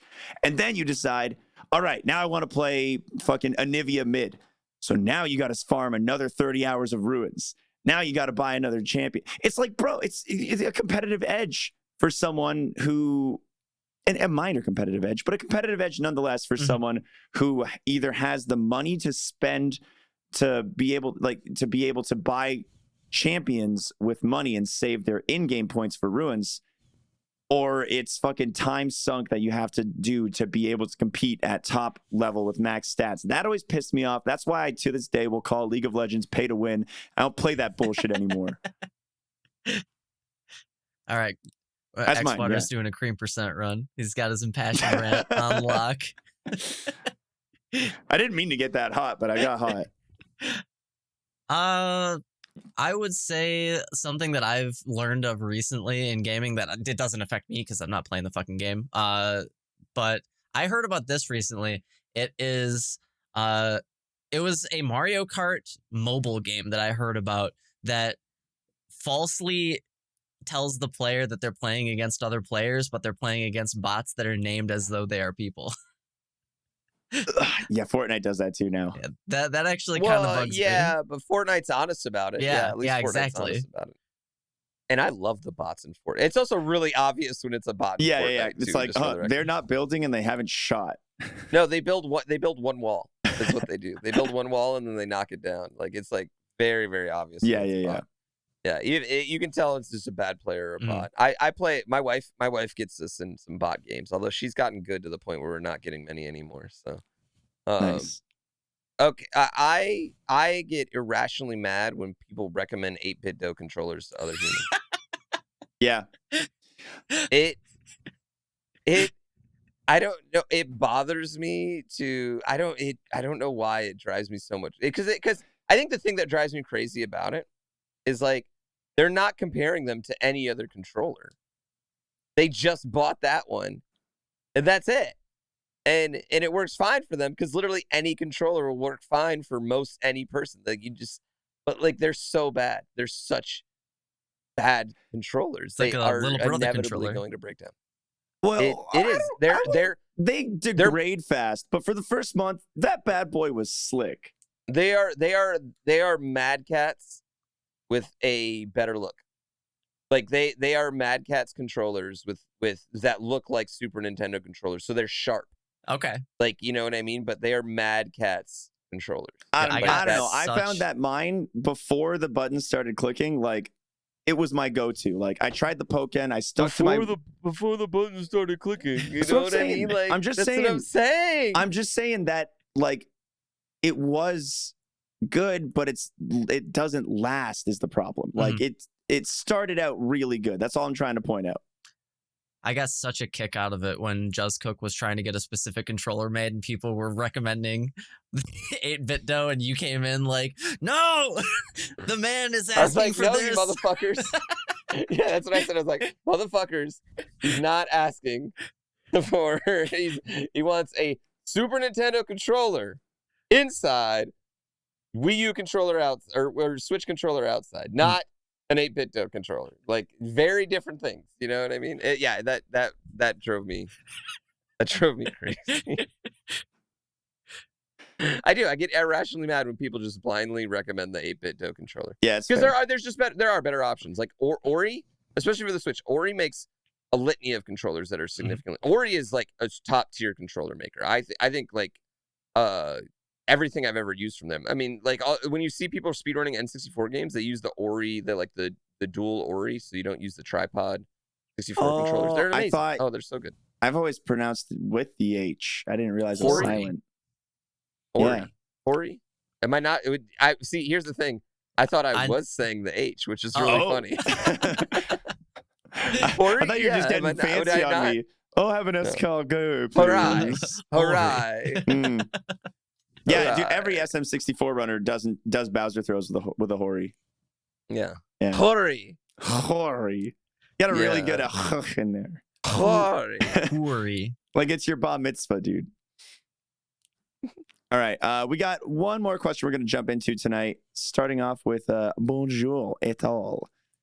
We got the French. So I am just wondering, I often send messages in chat where I'm just joking with the streamer. However, I hate emotes, so I never include a kappa or a /s. So I'm just wondering, because it's sort of a one-sided internet relationship, for lack of a better term, you can't really have that friendly back and forth banter, especially if there's 500 other messages coming up on the chat. So do you take that into consideration when someone's trying to ruffle your feathers? Because all you can really send in chat is one quick line that can easily be taken out of context. And to add on top of that, the chatter often can't rebut or clarify their statement, depending on the amount of viewers. Me and my IRL friends push each other's buttons all the time, but it doesn't seem like that quite works on Twitch. So what do you guys think about this one? When people are fucking with you and joking around and all that? Well, this applies to Pooh more, so I'll let you go first. What is Because he I will said, say, he said specifically if you have a lot of viewers. I edited it for time, but he did specifically say that that he apologized to doing it to us before, Pooh, because we've snapped on him before. Yeah, well, okay, so there are tons of viewers that can get away with joking with me. Mm-hmm. Most of them have been, subbed for a good long time. And they're also relatively active in chat to the point where I know their name. You know what I mean? I know their name. Absolutely. When you come into a chat and you're not clever.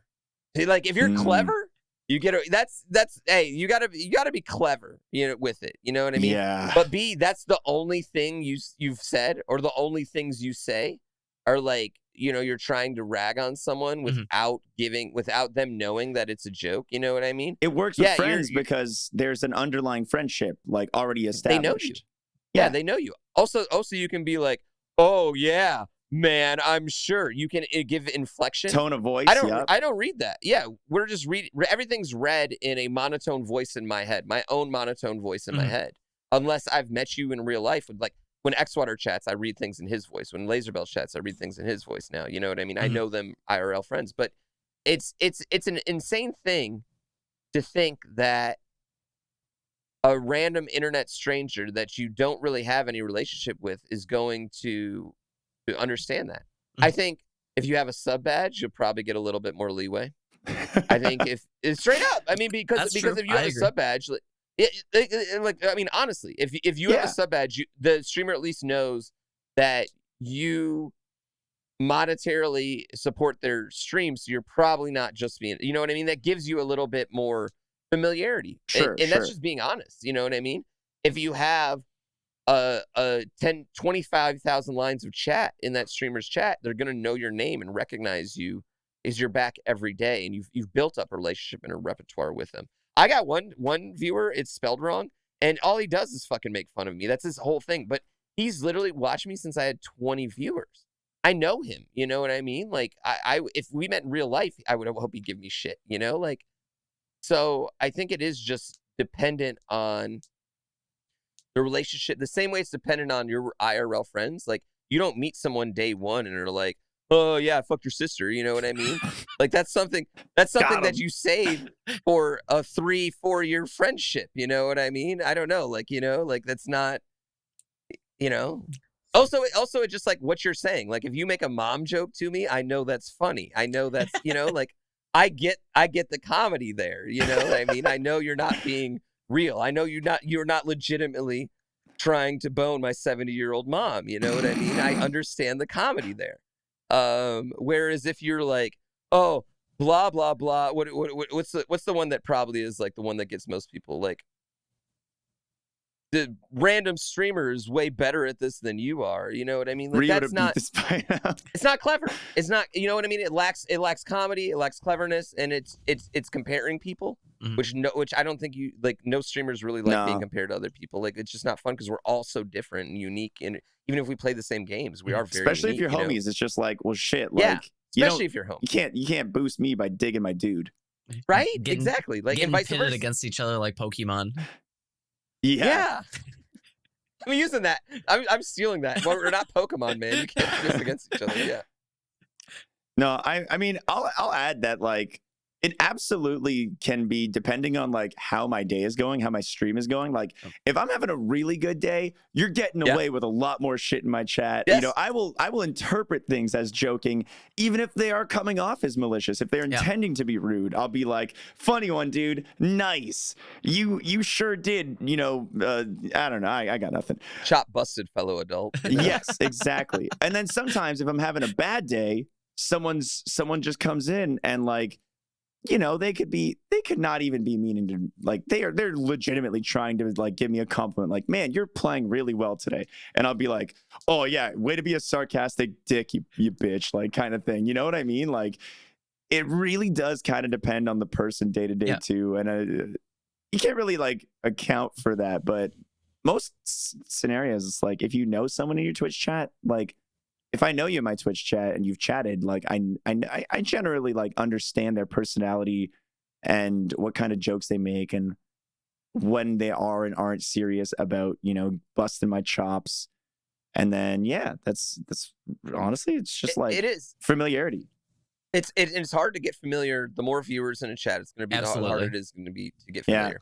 100%. You have to be like really active in a 2,000 viewer chat, like typing. You can't be like typing a message every 10 minutes. Like, I mean, like, honestly, like that's not going to get you noticed enough. Agreed. Mm-hmm. You got, I don't know, to get that familiarity. I know that might sound bad, you know what I mean? But yeah, it's like, I don't know. It's honest though, like, because you're not constantly use a fucking kappa, bro. You're not constantly looking at the stream chat either. So if they're not constantly chatting, then you're only going to catch like a third of what they're saying anyway. If there's that many people. In there. But I agree completely with what Xwater said. I've only got one chat rule. Like, the only rule in my stream is don't get banned, and that way I'm always justified in banning you every single time. It's genius. That's smart. That's smart. And it's that way because it totally depends on my mood. Because I've been playing Neo lately. That game fucking sucks. Don't play it.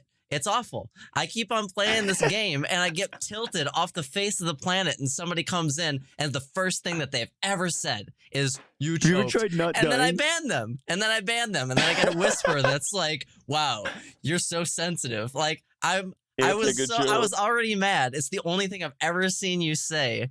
And I'm sure that you're not following and you were already a dick. You're gone. So like, it totally depends. It totally depends. But yeah, just use the fucking kappa. These bro can't take a joke. Sometimes, you know what? Just use the fucking kappa. You're not. You know what, brah over here, who's saying this? Like, you're expecting the streamer to change, but you're not willing to put in a /S. You know what I mean? You're not willing to put an emote because you hate them in quotes. Like, you know, I hate random insults from random internet strangers who I've never met. So use a kappa. Yep. See, I think this exchange right here just like kind of nails it down to a point too. Honestly, most of the time when there's a kappa with a message is when it's the least funny. If I see a kappa, I'm like, at least I know they're joking. Prepared for it to just be. Well, I guess that's true. Here's the thing: most Twitch, like a lot of people are not comedians. Yeah. Okay, that's fair. That's fair. I bet a lot of this guy's friends don't think his jokes are funny either, you know. But I think it's pretty obvious we're all the same, or we're all the same way, like that we rib each other to a certain degree. You know what I mean? Like, which is fun. I understand that. God knows. I mean, at MMC we go hilarious. But even with my friends, like, I think everyone's gone over the line with my friends. Of course. I went over the line with Tofu one time at MMC, and I apologized. You know what I mean? Like, that also does happen. Sometimes you step the line, and you need to dial it back. You know? Yeah. That could just also be it. Absolutely. Your jokes but just keep in mind, your jokes just might not be funny, dude. I can promise that, like, 90% of the time, after that, like, initial, like, response from the streamer, like, the fuck did you just say? 20 seconds later, they forgot about it. It's over. It's done. You know, try again in 20 minutes, and it's like, at that point, they'll be like, haha, nice. or it'll be suck again. I don't know. Anyway, we're deep boys. We're deep. We started off in the shallow. And Mom said not to go out too far, but we didn't listen. Diving board's right there. We got to wrap this bad boy up. We really tried to do 1 hour episodes, but it's just never going to happen. So. Laser, I want to thank you again so much for joining us, man. It was really cool of you on such short notice to come and have your first guest appearance on the Warp World podcast. First of many, hopefully. Hey, all right. Yeah, thanks for having me, man. Before I do all the plugs and everything, Laser, do you want to promote anything? You did mention you have a 24 coming up. If you want to like talk a little bit about it, get people geared up, tell them to come watch you. Yeah, sure. Dude, this is your moment. So I said before that I like to say that the 31st of March is my streaming anniversary. It's not technically true, but we're calling it that way. So it's my 2-year anniversary as a streamer, kinda. And it's my second ever 24-hour stream. Actually, it's my first ever 24-hour stream because the last one made it 23 hours and 56 minutes. So maybe we'll just try to do that again. What happened in the last 4 minutes? I started crying, so we stopped streaming. It was a charity event in benefit of my mom. Yeah. No, I remember with your that mom. Yeah. Oh man, they did that. I love that clip. It's got like 150,000 views or something crazy like that. It's a lot. It's weird. Yeah, you got like play. You know what I mean? People falsely thought it was like for cancer, and then there was like my mom was then there was dying. like a little backlash.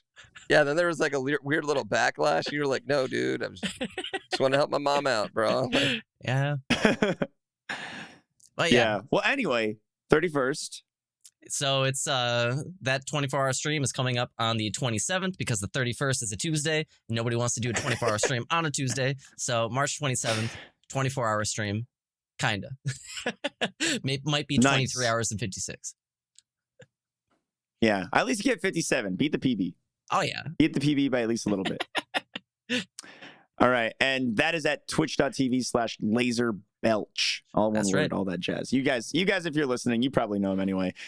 That wraps us up here tonight on the Warp World podcast, guys. Thank you so much for listening to us ramble on for much longer than an episode should be. Before I let you go, I want to let you know that we do have a Patreon you can subscribe to and support this podcast and all of the other projects that Warp World works on. You can go to patreon.warp.world to find it. There's a plethora of different tiers available, one to fit the needs of any fan of Warp World, whether you be streamer or fan of the podcast or both. So check it out and consider subscribing if you have the spare income to do so. Other than that, don't forget to check out Jaku tomorrow as he works with Platinum Games promoting the crowd control with Wonderful 101, which is fucking bizarre. So check that out at w101.warp.world. And other than that, I think I got everything. Pooh, am I missing anything? No, you're great at these. Thanks. That's nice of you. Cool. Then until next week, everybody, have a good one. Thanks for listening. Peace. Bye. See ya. Bye.